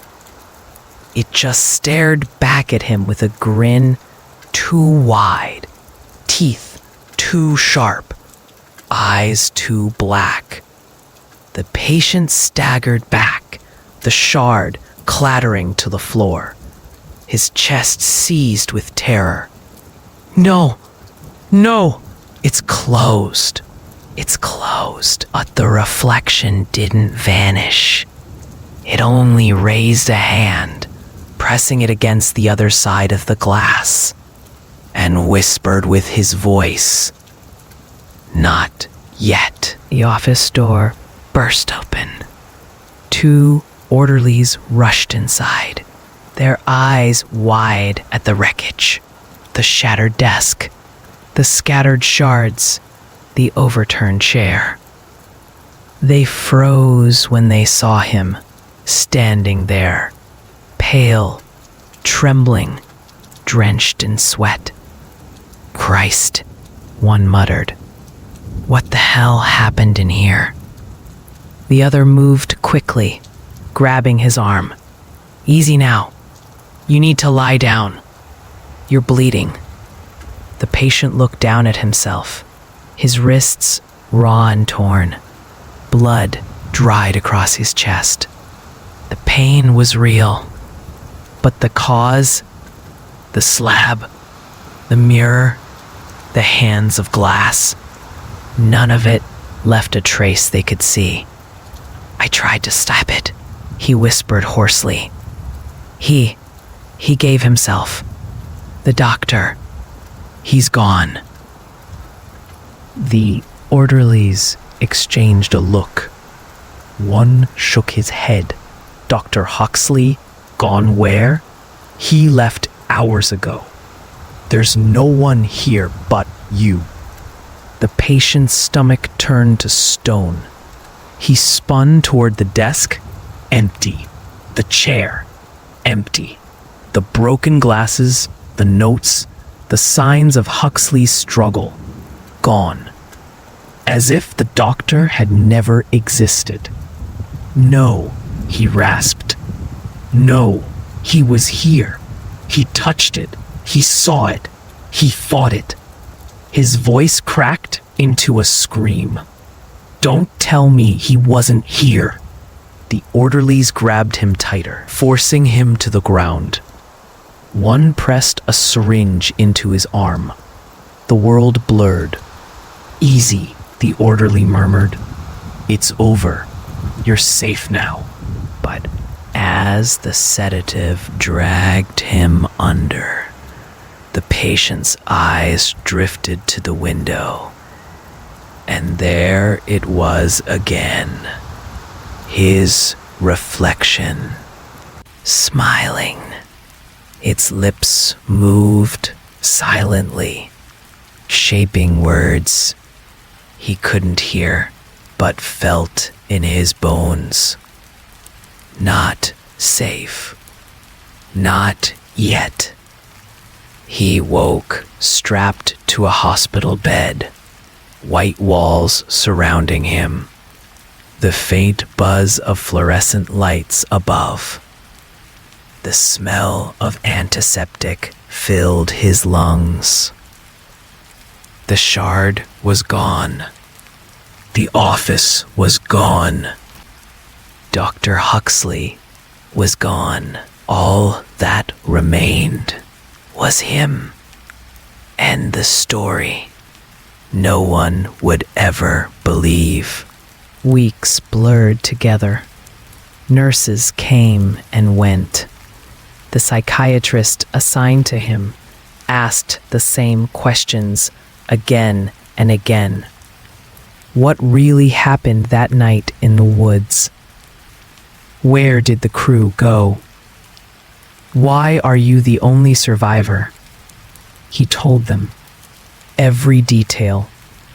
The cursed mirror, the crimson figures, the sacrifice, and every time they wrote the same note. Delusional, repeating narrative, persistent hallucinations.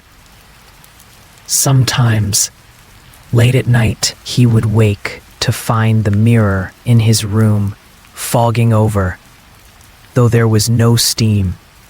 His reflection would be standing closer than he was, grinning, its lips pressed against the glass, as though whispering. He stopped telling the staff about those moments, because the more he spoke, the tighter the restraints became. He understood now. This was his fate. Not to die in the mirror, not to vanish like the others, but to remain in this world, trapped between disbelief and the truth, branded insane, forever carrying the weight of what he'd seen.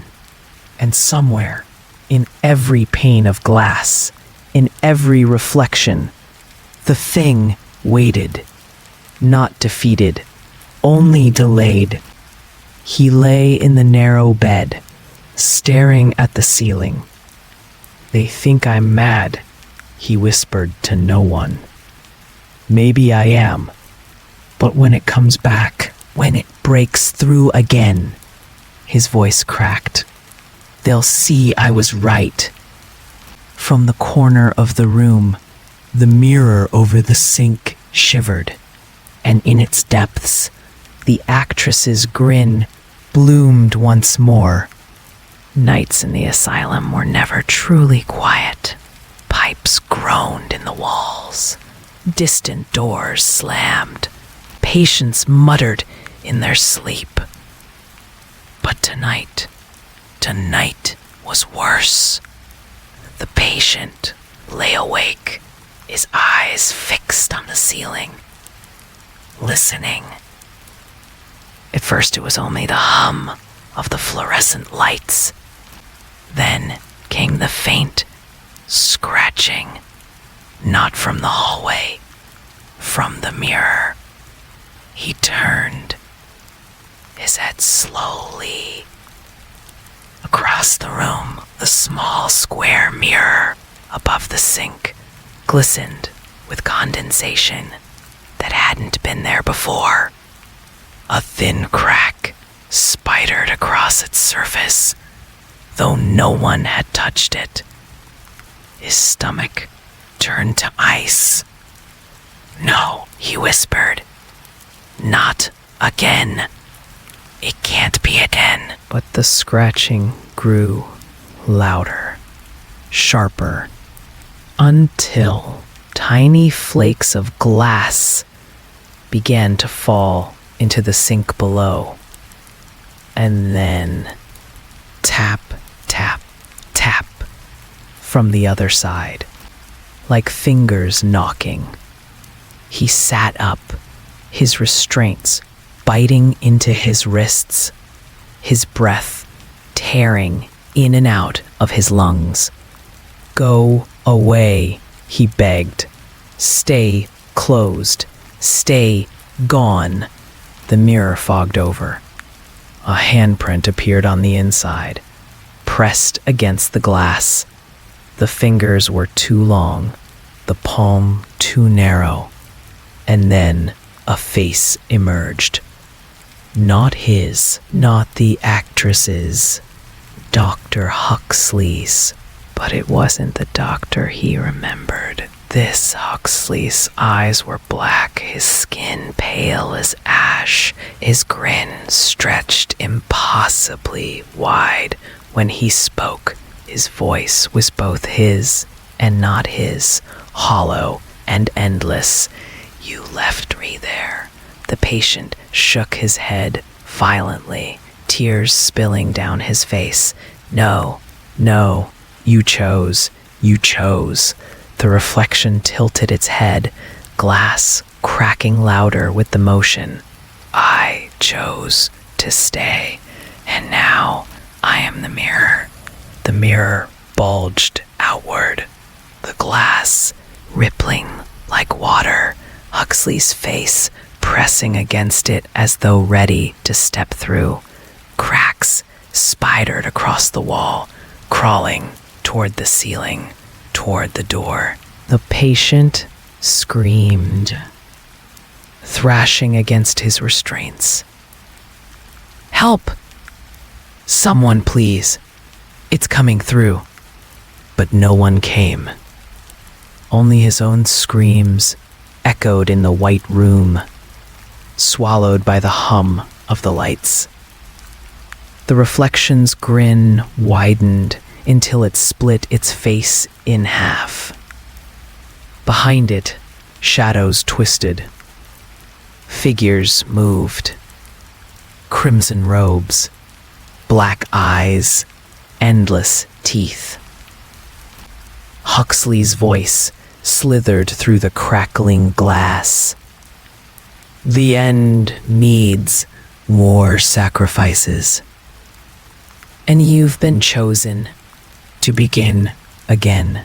The mirror shattered, but instead of falling, the shards hung in the air, spinning slowly, each one a window into the void.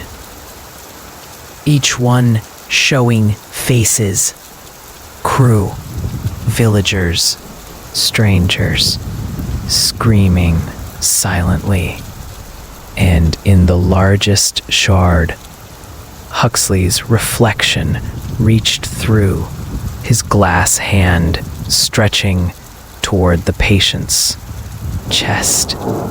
The last thing the patient saw before the world went black was his own reflection, not fighting, not screaming, but grinning.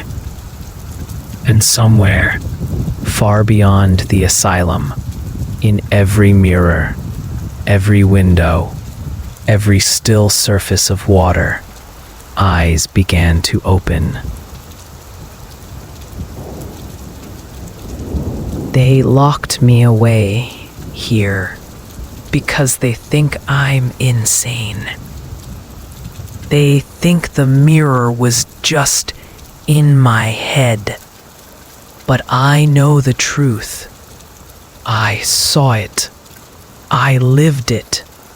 And the doctor, he thinks he walked away free. But I've watched his eyes, the way his reflection lingers too long, the way the glass hums when he walks past. He doesn't notice it yet, but I do. The curse didn't end with me. It's waiting inside him.